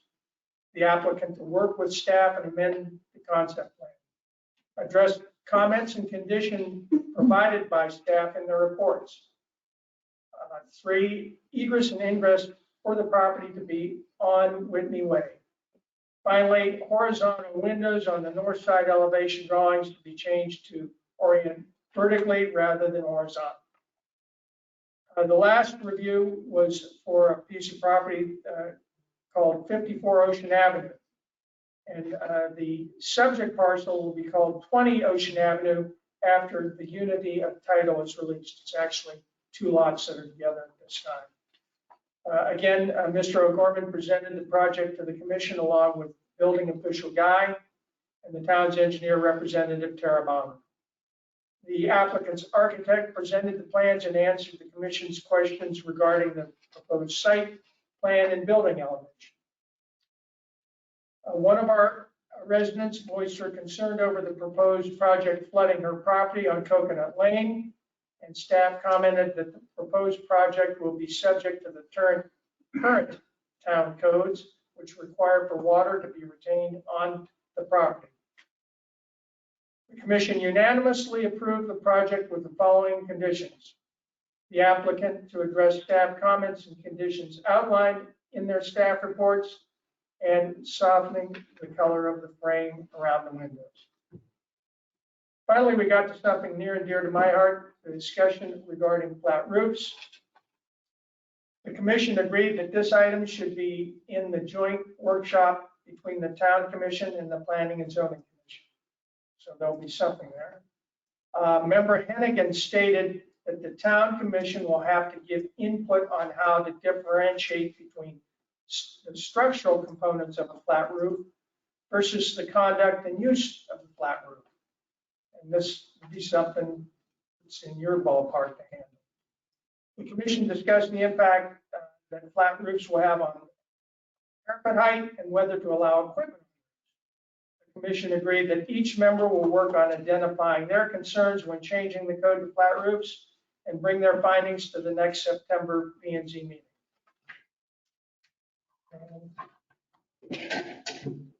Are there any questions on what we talked about? We covered a lot. And is there anything you would like me? I'm sure that Tracy and Carla will bring forth the business that was discussed earlier on bond, not bond, the letter of credit. So we'll talk about it and then hopefully discuss it at the joint workshop. Thank you. I'd encourage your members to start thinking about what they would like to review at the joint workshop. And we have in the past, before we've done joint workshops, had a, lack of a better word, individual survey from each commissioner, both on the board and on the dais. And I'd like to see that continued. So, you know, everybody's got a little bit of heads up as to what exactly we'll be talking about so we can think about it. Well, we just basically work for you and under your direction. So there's probably things that we all like, I think we have some control over, but bottom line ends with all of you. So. You guys are in the trenches. We'd like to hear what Yeah, you, bring it up. what you feel is important things to be discussed. Very diplomatic. Thank you. Thank you very much. Okay, Town Manager Stevens. Thank you, Mayor. I would like to have you please join me in giving our best wishes to Catherine, our Assistant Town Clerk, in her future endeavors while she makes her move to North Carolina. We thank her for her service to the town and we will miss her. We will miss you, Catherine. Thank you so much. Thank you. Thank you, Kathy.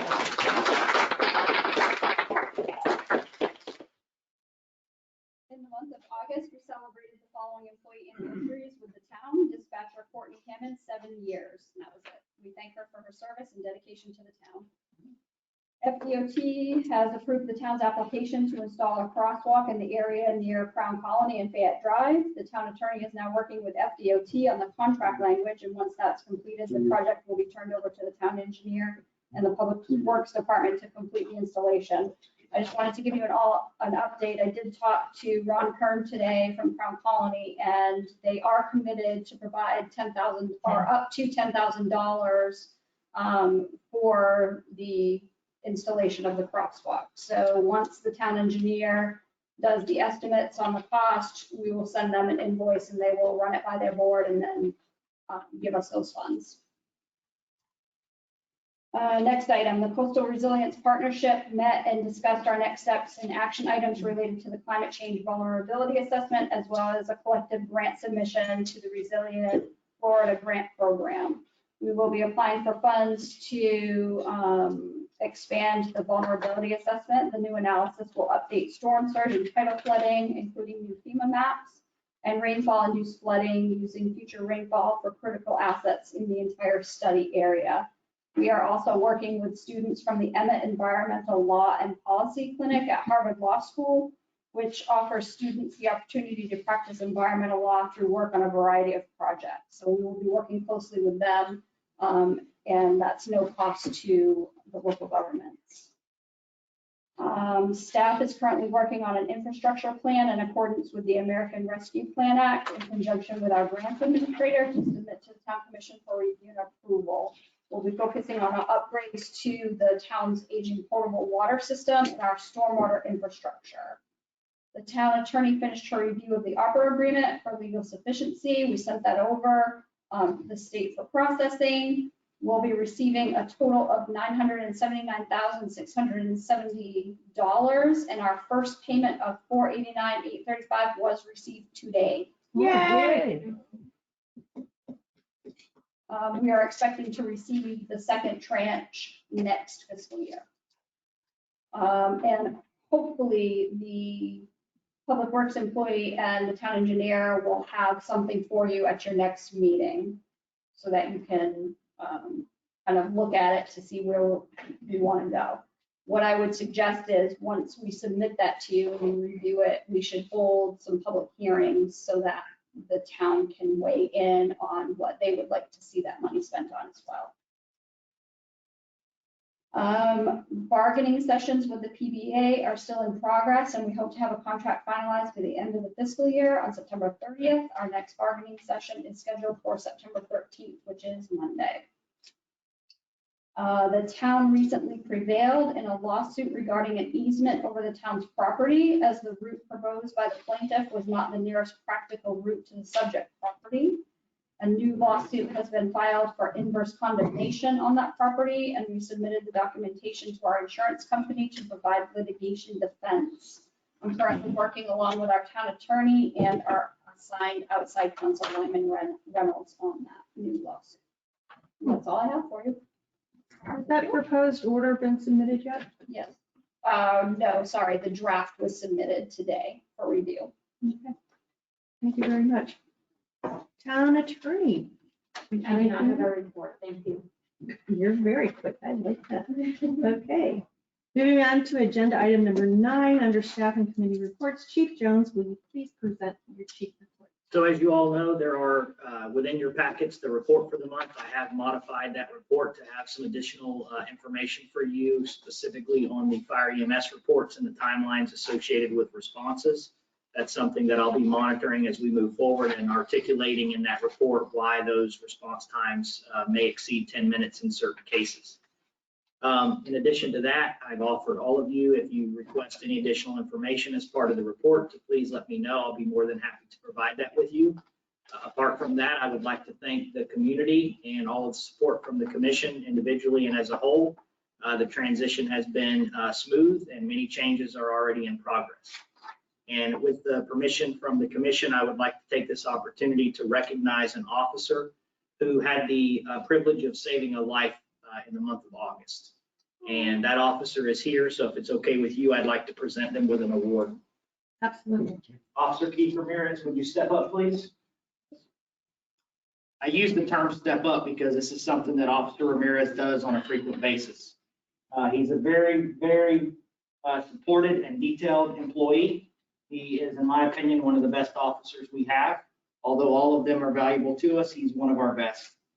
On Wednesday, August 11th, Officer Ramirez responded to North Ocean Boulevard in reference to an unconscious, unresponsive man who it was believed may have overdosed on drugs. Whether intentional or unintentional, the facts were unknown. Officer Ramirez not only responded, but made it to the scene within 1 minute. He immediately identified the situation as a drug overdose based on the symptoms that were present, and I was able to administer Narcan within that 1 minute timeline. Several minutes later, fire rescue arrived, and the male patient was now conscious, alert, and breathing on his own. If Officer Ramirez had not administered Narcan and identified the emergency as he did, I would be probably not so happy to tell you that the man would likely have gone into respiratory distress and passed away from that overdose. So with that, I would like to present him with a life-saving award and thank him very much for his actions. Thank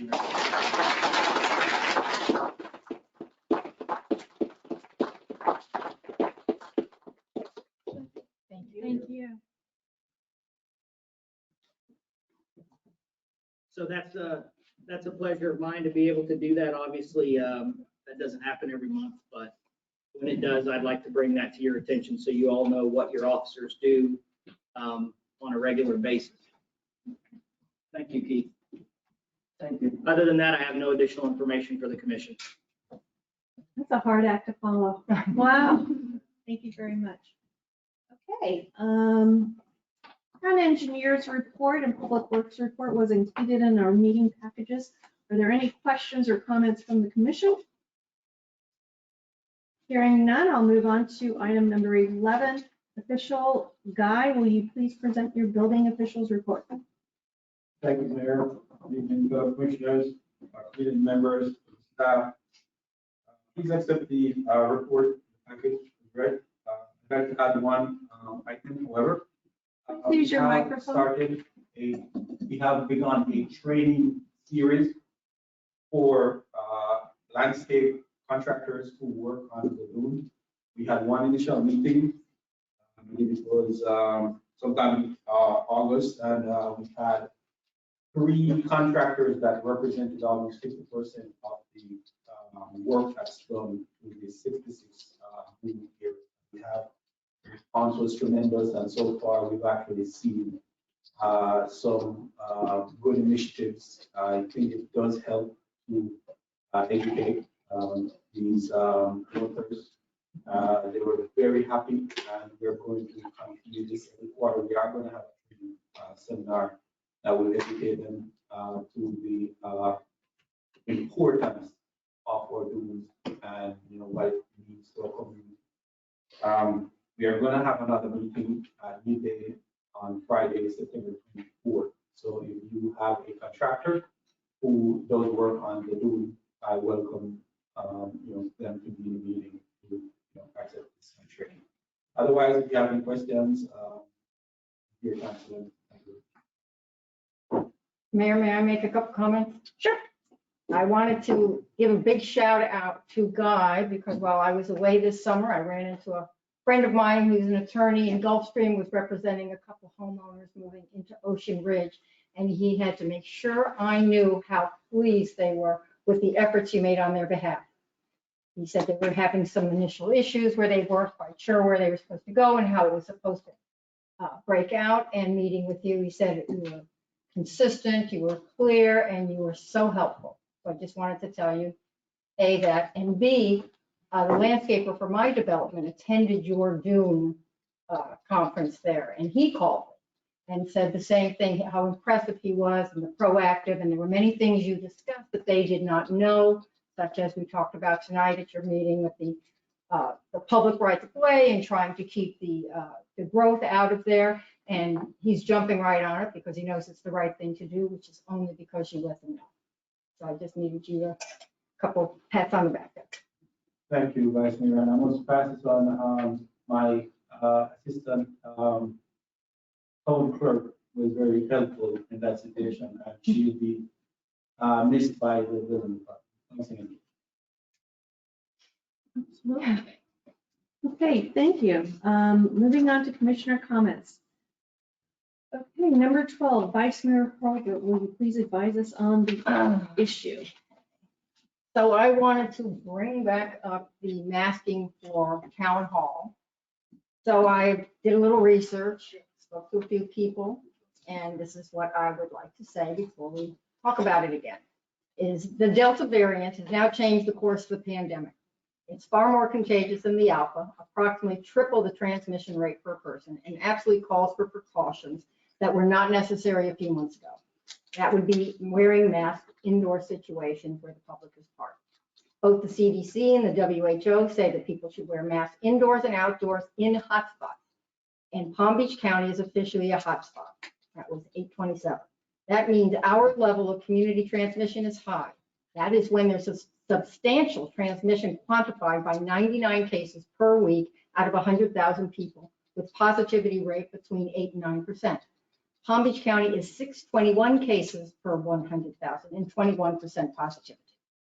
The change, of course, on protection from both WHO and CDC came from outside experts, scientists and doctors, who say Delta is more transmissible than previously understood, and the variant is twice as likely to cause hospitalization than the original one. Vaccinated folks can, albeit rarely, become infected and spread.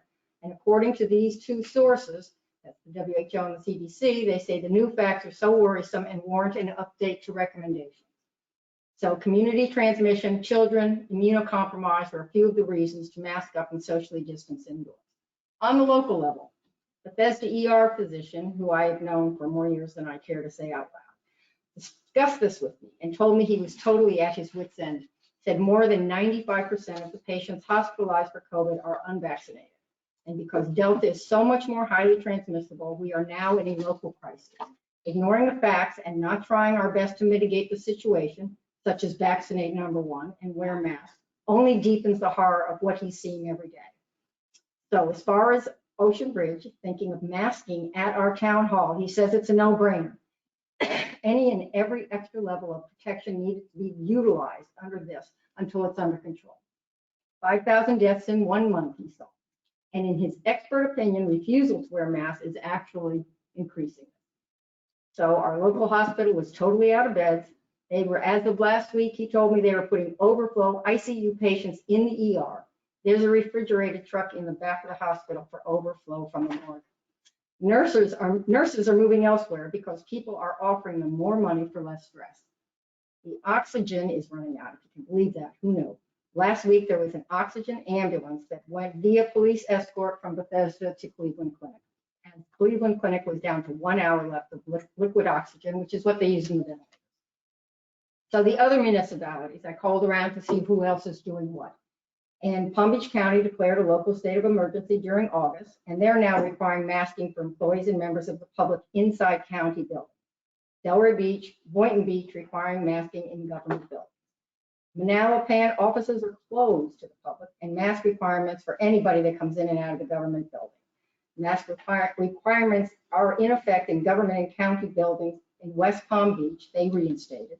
Town of South Palm Beach, Town of Palm Beach, and Highland Beach all require masks within the government offices. Congress's attending physician reinstated masks in the House in late July. EU is imposing bans on U.S. tourists regardless of that. We have a vulnerable demographics here in Ocean Ridge, so why wouldn't we do whatever we can to protect our neighbors? The big message from doctors and science friends, everybody get vaccinated. The more vaccinated you have, even if you catch the Delta variant, it's much less invasive. And by the way, I just got back from New York City myself, and what a change. Everybody's wearing masks inside, outside. I couldn't eat on the street of a restaurant without showing proof of my vaccination. So I think there's no reason not to require masks inside our town hall, because even though our staff does wear them, like the rest of us, you don't know who's vaccinated, and we can't ask. So therefore, when somebody unvaccinated comes in and sits amongst us, that could be a problem for the rest of us. So that's why I'm asking, is we discuss and maybe put that up for a vote. I'm going to try again. I understand you just discussed it last month when I wasn't here, but that's my message. So you are requesting consensus that the public, along with staff, when inside the town hall And police department, that we wear masks unless we are socially distanced, or we just No, wear we masks? require masks inside our small building. And would that requirement extend to staff members who interact with the public, like police officers or a building official or something else like that? I believe they mostly do. When I see your guys out there, they're all masked up. I forgot what guy looks like up there, but he's always masked up. So yes. Okay, let's open it up for discussion. Commissioner Cos. If you want to say wear masks in the lobby of the town, I'm fine with that. Getting beyond that, we're not trying to make national platforms here. To expect the police officer who just saved someone's life to have to worry about wearing a mask when he's running down the sidewalk, it makes no sense. Well, I think that's a whole different, I'm talking about in government building, in our government building. That's what I would go with the lobby and that's it. Not in the meeting? What? Not in the meetings? We have the P and Z, we have the magistrate, we have the, You know, the staff, the reason why I say in lobby is because the staff said they would like it. If you really want to get into these things, doing more harm than good to us catching COVID. I don't agree with that. It's a study out of not Harvard, Oxford, which I'll present at the next meeting. So it's whatever the staff wants in my mind. What affects their life? What affects their life is when you're talking to them through a bulletproof glass in the lobby. If they would like people to wear masks, then fine. As far as the town meeting goes, I leave it to the residents who want to wear masks. Commissioner Michalak?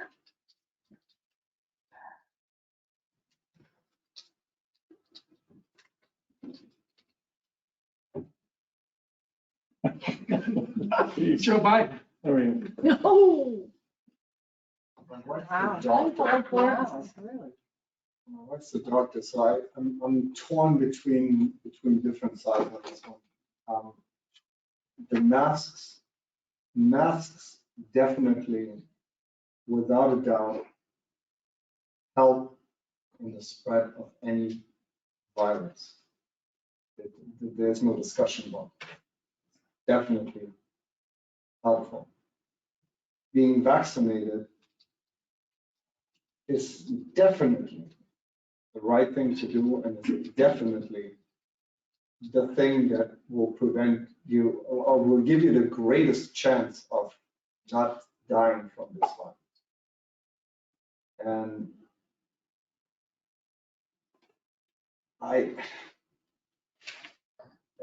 from all the studies that we have, as we learn, and unfortunately we're in this process of where we're learning more about this virus almost on a weekly, monthly basis, and we're learning more about how this thing spreads and how viruses in general spread. I mean, 2 years ago, I don't think any one of us was really concerned on how cold transmits, and now all of a sudden we're all experts in it. From everything that I see and that I have learned to today is that the mask certainly helps, and I don't think it's a huge burden to wear it. I do, and at times I don't. I'm fully vaccinated, and I just shared my vaccination card actually with Carla on my email here. I just sent it over to you, so you have it on your file too. I don't have a problem with sharing my information when it comes to that. I don't think we need to make it overly complicated. Our town hall there's rarely 2 people inside that lobby. No? And every time I go, so. But hold on, before you crucify me. I somewhat agree also that if you guys want it, you should have it. You know, because to me, it's either or, I don't care. If somebody wants to do it, they can. If not, then, you know. But if you guys feel more comfortable by doing it, then by all means, you should have it. In here, we are socially distanced. As long as we're socially distanced, I think we're fine. Catherine Gatewood, Assistant Town Clerk, 6450 North Ocean Boulevard. My only comment is that there's rarely 2 people in there at a time is not correct. No. So Friday was a rather slow day before holiday weekend. We had 16 people come into the town hall on that day, on a slow day. And they seem to come back to back and with each other. So there are days that we have more than 2 people in line. Okay. And I just want to say this for the record too. Yes, we do have that bulletproof, but there are times where we have to open it up because we have to take plants that don't fit through the bottom. So how do we manage that? Do we tell a person when we're taking it in, put a face mask or put it there and then wait? If you guys are more comfortable with the people that you have to directly interact with in the lobby over there, I am perfectly fine with doing whatever our staff would like us to do. Okay, Commissioner Pugh. I get vaccinated. I cannot stand wearing a mask. It just drives me crazy. I mean, and if you have the opportunity to get vaccinated and you don't, that's up to you.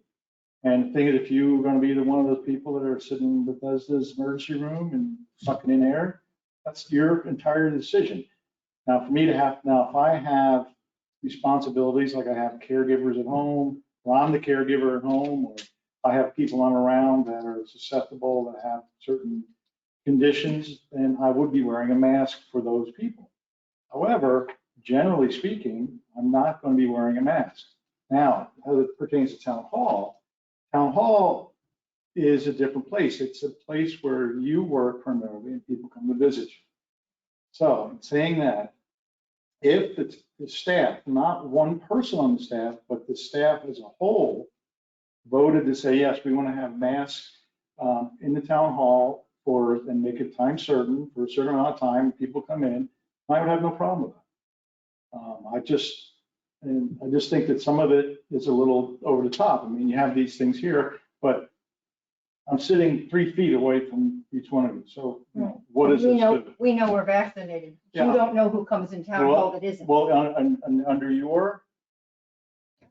under what you said, that the Delta variant is much more contagious, and still with a vaccine, you could catch the Delta. So with your own information you gave us, we could still be transferring from each other. I know someone Only if today. you have symptoms. But see, the point I'm trying to Only make if you is show that symptoms, then you can actually transmit it. I being vaccinated, if I had it and I would show symptoms, if I would be symptomatic, then now I can transfer.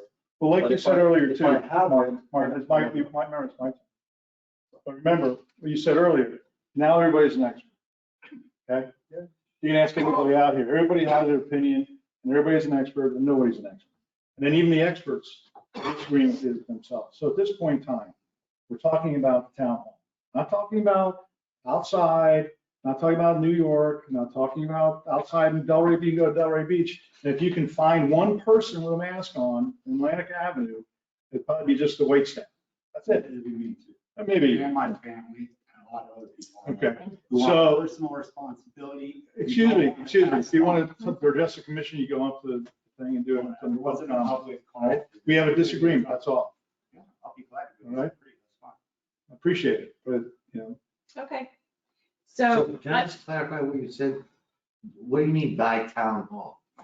it's the decision of the people who are in town hall. Right. This is all about Where do you town need to hall. wear a mask in town hall?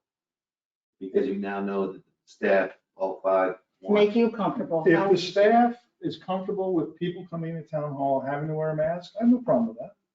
Because we're actually coming into their workplace. Gotcha.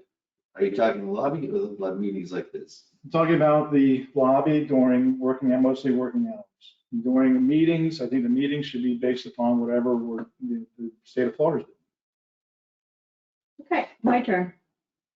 Conundrum is we can't ask residents nor staff if they're vaccinated. Because the easy solution would be is if you're not vaccinated, you wear a mask. And if you're an employee and you're wearing a mask, you get tested on a routine basis. And that's what other municipalities are doing. We're too small a staff for that, unfortunately, in many ways. And I think that would really set a couple people on the dais hair on fire. So not even going there.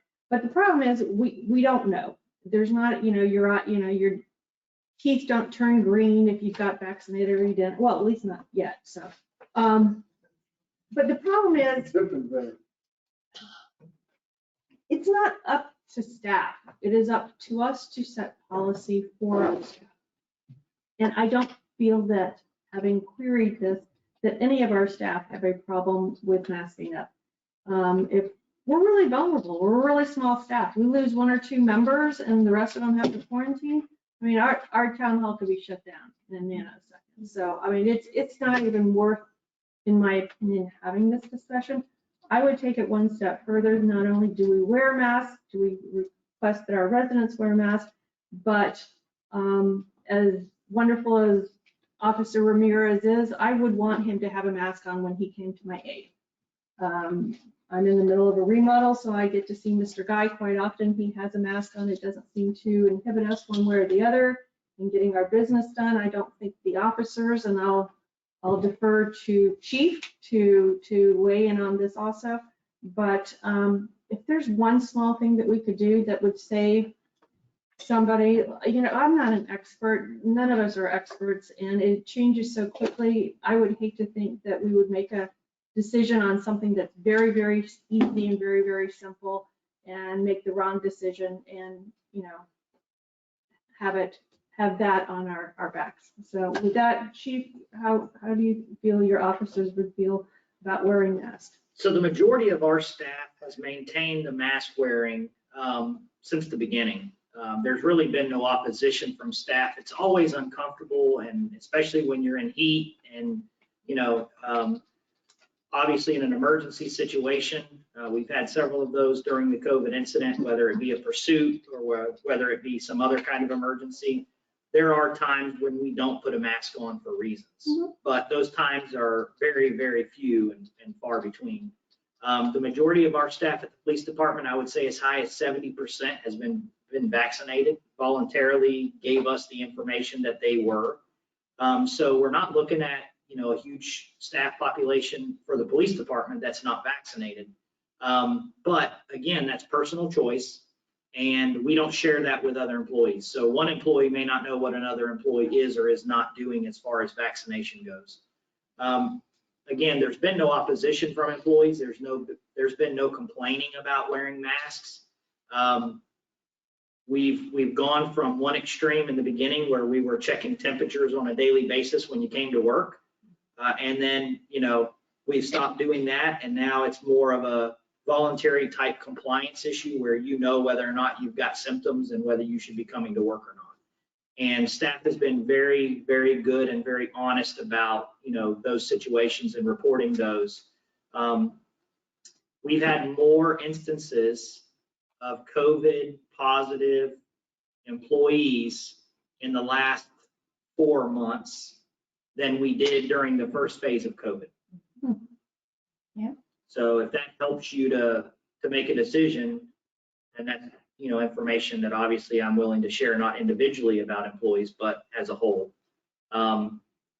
If we lose staff, especially in dispatch or in communications, where they're sharing the same equipment over and over from one shift to the next, if I lose 2 people in dispatch, I'm going to be critically unable to answer 911s without having to man those stations by overtime with police officers.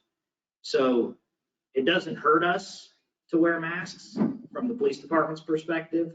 Our employees are mostly doing it already anyways, so there's no opposition from us. Yeah, but now we already have that in place now.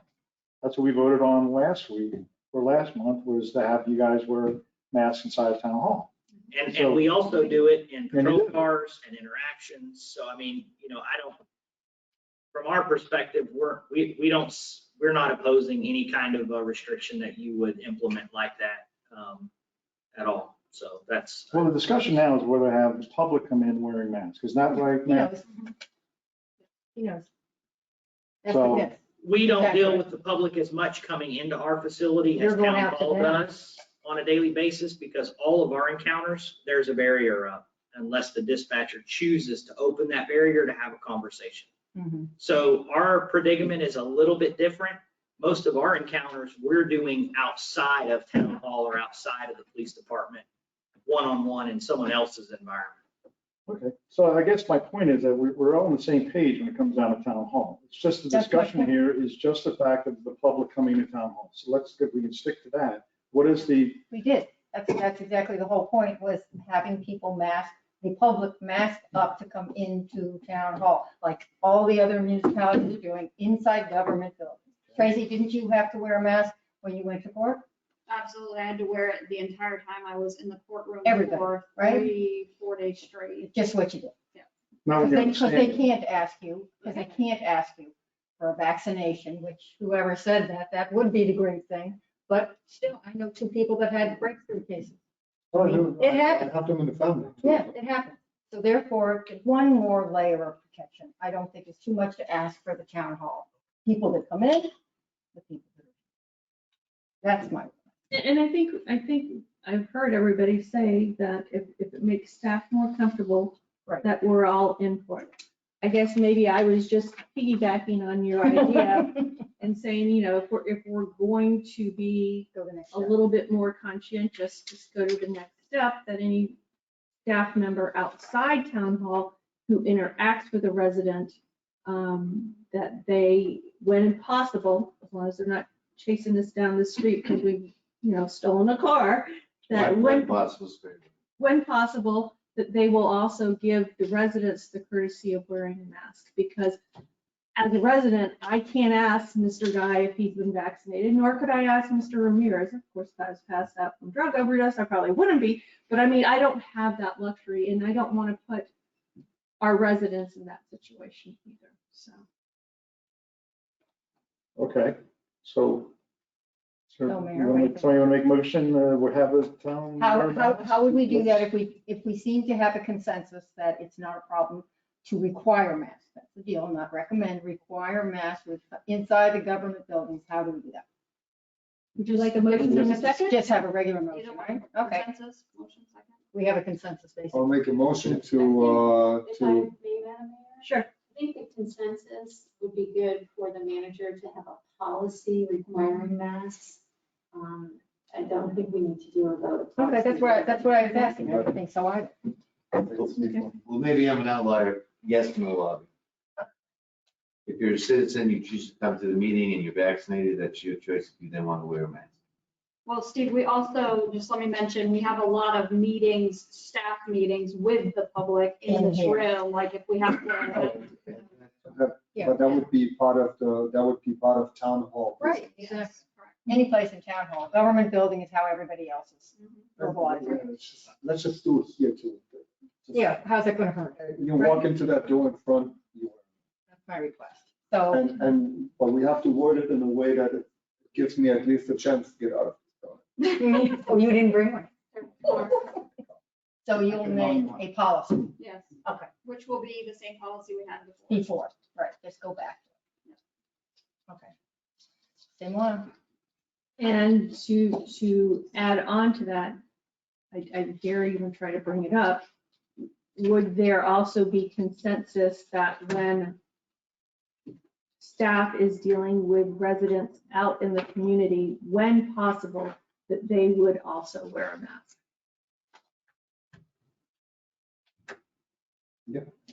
If they're inside of a closed space outside, Yeah. really? Well, put it this way, as you said, nobody seems to be minding it. Staff. Right? How's it hurting? One more layer. I don't think a police officer that walks down the street on patrol or is on a bicycle on patrol or, On the ATV. or the ATV on the beach does not need to wear a Right. mask. I don't think they need to, but they do. I see them. They But if constantly. you're interacting with the public, I think it's when they step out of that vehicle Right. and they're standing. And I think 2 most feet of the, apart. I mean, everybody that I Yeah, see. that every pretty- single one. I see do that. also, but you know what? I know, say As that. long as we're going through this painful discussion, I don't want to be bringing it back up again next month, hopefully. Okay. So, policy, madam? You want to do that? No, I think the town hall, within the town hall is one thing. I think outside the town hall is a whole different issue. Okay, well, we have consensus from 3, so if you want us to take a vote on it? Well, Martin asked me, that's why, Mayor, I Yeah, answered his question. I just wanted to clarify that. I don't think everybody anything. It's a big mess. We started out with wear a mask in town hall. I Correct. suggested that the staff, all 5 staff that I have talked to, wanted the masks when they're dealing with the public in the lobby. And now it's sprawled to this other method. The staff just wants to have people when they're coming in to talk to them to wear a mask. Correct, That's so what the we staff hit We consensus on suddenly that. bring up, it's like a national debate on It's not a national debate. I am trying to piggyback so we don't have to readdress this again, that I feel the residents, because they're not able to ask staff if they're vaccinated or not before they invite them into their house to check on a permit, before they have another interaction, whether it's just a friendly one, that when those staff members are out of their vehicles and in somebody else's private space, that I believe the courtesy is that they should also have a mask. And from what we've been told, they're all doing it. So are you comfortable without having a policy for it? The policy is your decision as a commission. Right. The officers, when interacting with people, the majority of them are wearing masks. It doesn't matter whether it's a traffic stop or a dog on beach violation. Mhm. If there was one officer out of the group that didn't wear a mask, it would probably be unusual. So, I mean, and that's not been mandatory from our perspective to them. It's just them making a good decision based on their own personal beliefs and what they feel is appropriate. I don't think we need to regulate that. Okay. I really don't. If it's a deal breaker, I don't need to go there. My initial was on government property, what have you, and And encourage, you know. And one of the things that we can start doing is something that we did when we first started dealing with COVID, which is encouraging people who want to file a complaint with law enforcement to meet us out front of their home Correct. so that we're not inside their personal space and we can socially distance. Okay, for everybody's So, sake. so we can start that process again. We can also start the pre-screening process like we did in the beginning.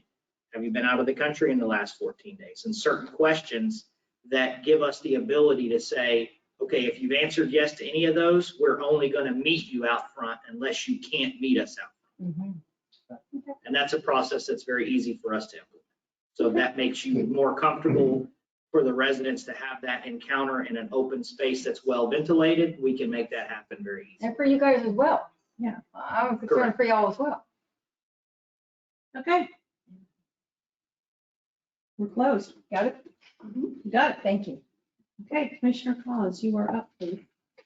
So unfortunately, with this meeting is going late, so I want to get through this fast. We're advertising for an assistant town clerk. So I was kind of curious about that because as I brought up at last meeting, we had 3 employees, then we had 4 employees, now we have 5 employees. So we're increasing the size of town staff. Meanwhile, I asked for the assistant town clerk general statement of job. The general statement of job is 5 pages long. And this is part of the bureaucracy I'm talking about. So I certainly hope we can deal with some of the bureaucracy in the building code when we have our planning and zoning / town committee meeting. I also think we ought to take a look at the bureaucracy that is behind the bulletproof glass. Because the amount of items this person's doing, Superman couldn't do. Okay, it doesn't exist. It's ridiculous. But in the course of discussing this with Tracy and Durrani, actually, the assistant town clerk basically works for the building department. 75+% of the time is doing stuff that Durrani needs done. So what I was going to suggest is we have Tracy probably interviewing the person or Carla. Durrani should be the one that actually hires this person because this person is doing Durrani's work for him, his clerical work, his permits, his scheduling of inspections, his permit fees, his permit applications, record researches for contractors, helping contractors with what licenses they need. I mean, this is all stuff that should be under the building department. And then she can still help out with the other things in here, which are the clerical duties that she's doing. And then hopefully we can, at a different meeting, get through what's causing so much bureaucracy in town hall. My one pet peeve is Tracy, love you to death, put out a weekly, what I did this week to the commissioners. Okay, I don't need to know every single week that you spoke to commissioners and residents. Things like that, those can all be shortened down.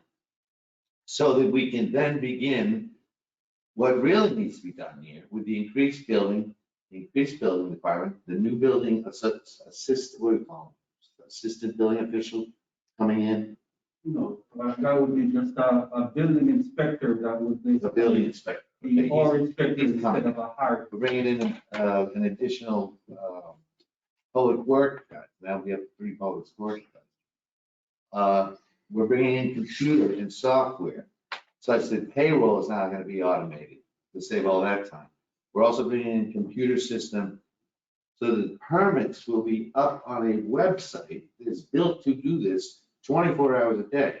So instead of all these people calling town hall and asking, where's my permit, where's this, where's that, what's the status, has the application been approved? That'll all be in this new computer program. So we're bringing automation to town hall. So I think I'm trying to get a handle on the bureaucracy that's causing this particular case. I think this should be under Durrani's direction. We should take another look at the situation in 1 year because the pace of building in Ocean Ridge is strong. The renovations have been strong, especially during the COVID, because people are looking around, and I know I'm talking to Jeff a couple years back, and people were staying home looking at their swimming pool and saying, hey, my light doesn't work. And so all that stuff was being done, so all those permits were coming in. I don't think that we're creating a permanent bureaucracy for a surge in home building in Ocean Ridge now. And if you look at the prices of home, they have ceiling. And in some cases, they're dipping a little. We're not gonna crash, but they're dipping. So that's my 2 cents worth. I think this should be in the Durrani's direction. And we should revisit this in 1 year when we have our computer systems up and running to see if we need this job. And in the meantime, Yeah, in the I have meantime, who doesn't work? Durrani part of this hiring process. He's doing 75% of his work is done for Durrani. I didn't know that. Can I You know address that? that? Can I address Yeah, it just real please. quick? So the way we have it set up, so when I started as the town manager, I reorganized the staff to maximize what we needed to get done. And the way we have it set up right now works the best. I don't want to change anything right now because it works the best. The assistant town clerk helps several different departments. She's an assistant town clerk, that's the title. However, she helps the public works department. She helps the police department sometimes. She helps the building department. She helps finance. She helps me sometimes. I read the list. So that's why she's called an assistant town clerk, because town clerk is administration. They help. Is Durrani part of the hiring process? is she always a she? No, No, absolutely not. why? Absolutely not. One last point to make, is Durrani part of the hiring process? Lisa has been a part of the hiring process because even though Durrani is, and he can be if he wants to be, that person mostly interacts with I want us. to do that and allocate the final person, number one. Number two, I get a lot of complaints during the week from residents. I lived here too long, I know too many people, I get complaints. 95% of the complaints are about the building department slowness, the building department confusion, the waiting for permits, the et cetera, et cetera. Durrani's number one complaint is he's totally overworked and he's gonna quit unless we hire that second person, which we've hired. So we have a problem in the building department. And can I say something for the record too? We do have, Lisa has taken the time to actually put online where every single permit is. So people can start doing that now, Right. where they That's can what I'm talking go. about, the computer. She's doing that now already. You can go on your website, on our No, website but right I now. understand that this is a new system being installed so that a resident can look up exactly what's They happening. can already do that now. Contract. They can already do that Okay, now. hold on. We're not in disagreement that the position is important and it actually, For this year. And I would like to revisit it next. The position itself? Yes. An assistant to the town clerk? Yes, I want to see, she's doing all the work for drawing, 75 plus. Let's see what happens in a year. If I understand you correctly, I don't think the objection, Steve's objection is towards the position itself. Steve's objection is there is a bunch of stuff that, according to the layout of the work that is being described for that position, has to do directly with the building department that would probably be eliminated through some of the computerized programs that were initiated. And this is according to Tracy and Durrani, that 75% of the work is done. okay, so we can easily look at it in a year and see if some of these processes have streamlined it. But 9 times out of 10, when you walk through that front door, this is who greets you. So if you've got everybody else in cubicles and/or I'm not offices. saying we're in a position, I'm saying there's always technology coming out, it's gonna change us. We might want to Let's revisit. we might want to reapply the position to different, to work more on public works, to work more on this, work more on that. So Lisa will be vested as part of it, as will Durrani, if he would like to insert himself. I'll now call on Mrs. Geek. Thank you. So the list that you have, Commissioner Claus, sure, that's a lot of duties. I do all of them, plus more, a lot more. And there are days, 99% of the time, I eat lunch at my desk. Wish you luck in North Carolina. This town hall needs more staff, not less. All of the employees carried this town through a pandemic. We kept it open. We took over $1 million. I'm not criticizing. We all worked I'm as a stating team. the fact. We've taken in record building department fees, and to discuss this job as if it's disposable, That's I not- don't- That's not what That's he's not what doing. I said. But Maybe to say that that that's not job what description it's you have in front of you is from 2018. I think anyone that has any kind of, before they can make any conclusion, needs to spend time in the town hall, because I think it's really important. This is a very important job. I The agree. reason why I agree. we have so many inquiries Okay, Kathy. is Thank you. because No, No, no, I said I opened the meeting and I'd like for her to finish. Thank you. we have a lot of inquiries because the contractors, their staff are not as skilled anymore. They have problems finding employees. So there's such a high turnover, they're constantly calling. I couldn't help but learn about the building department because I was trying to field everything I could to keep the staff so that they could do their work in a quiet manner. As far as automation is concerned, though that's nice, there's still someone putting something into the system. You still have to do data entry. That would be Lisa. She's amazing. You guys need to back her. She needs more help. I do that. We need more employees, not less. And so I'm sorry, but it needs to be looked at. You're not listening to what I'm saying. But back to your original point, we had 4 employees, and we had 5 employees. Now this year, we're adding 2 more, so we'll have 7. We're adding 2 part-time, so it's kind of not a full person.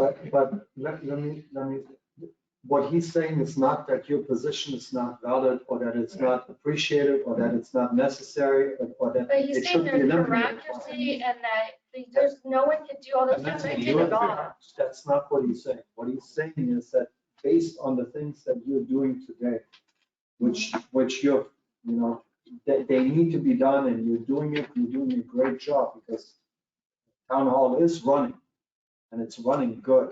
As far as I'm concerned, there's hiccups here and there, but it's running great. You guys are doing a fantastic job for what is there and what needs to be done. That's because of Guy, and Right. because of Carla, and because of Tracy. Everybody over there is fantastic.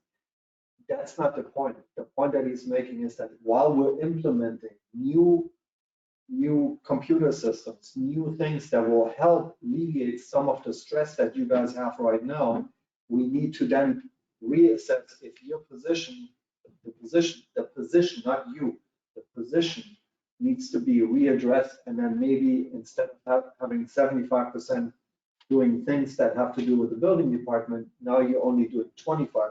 Your position is doing only 25%. Because some of the other things are being done by the computer system. But the staff itself. And of course, as the town manager, I assess that all the Right. time.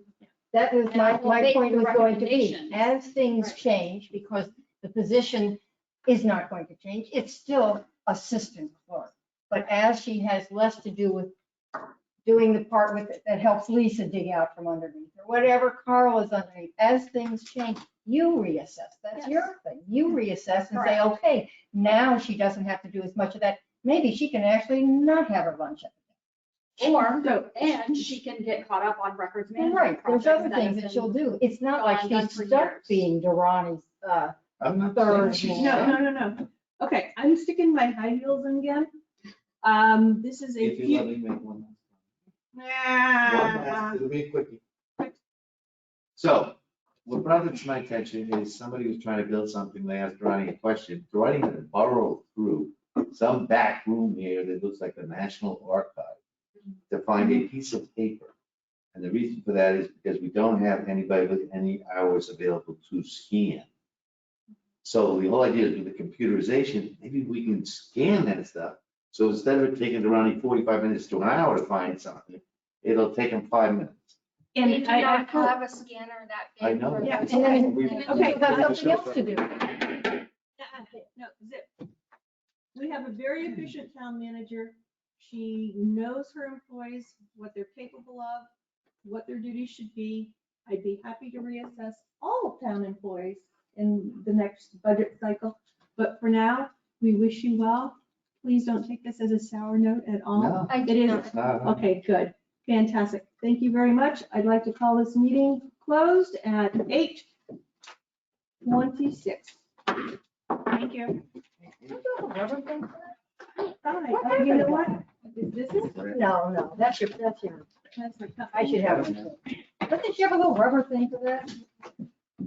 It'll stack down there One thing soon. about the Those paper masks do nothing. If you want people to wear masks, they have to be N95. My ER doctor says anything. I've studied a lot about it too, and I think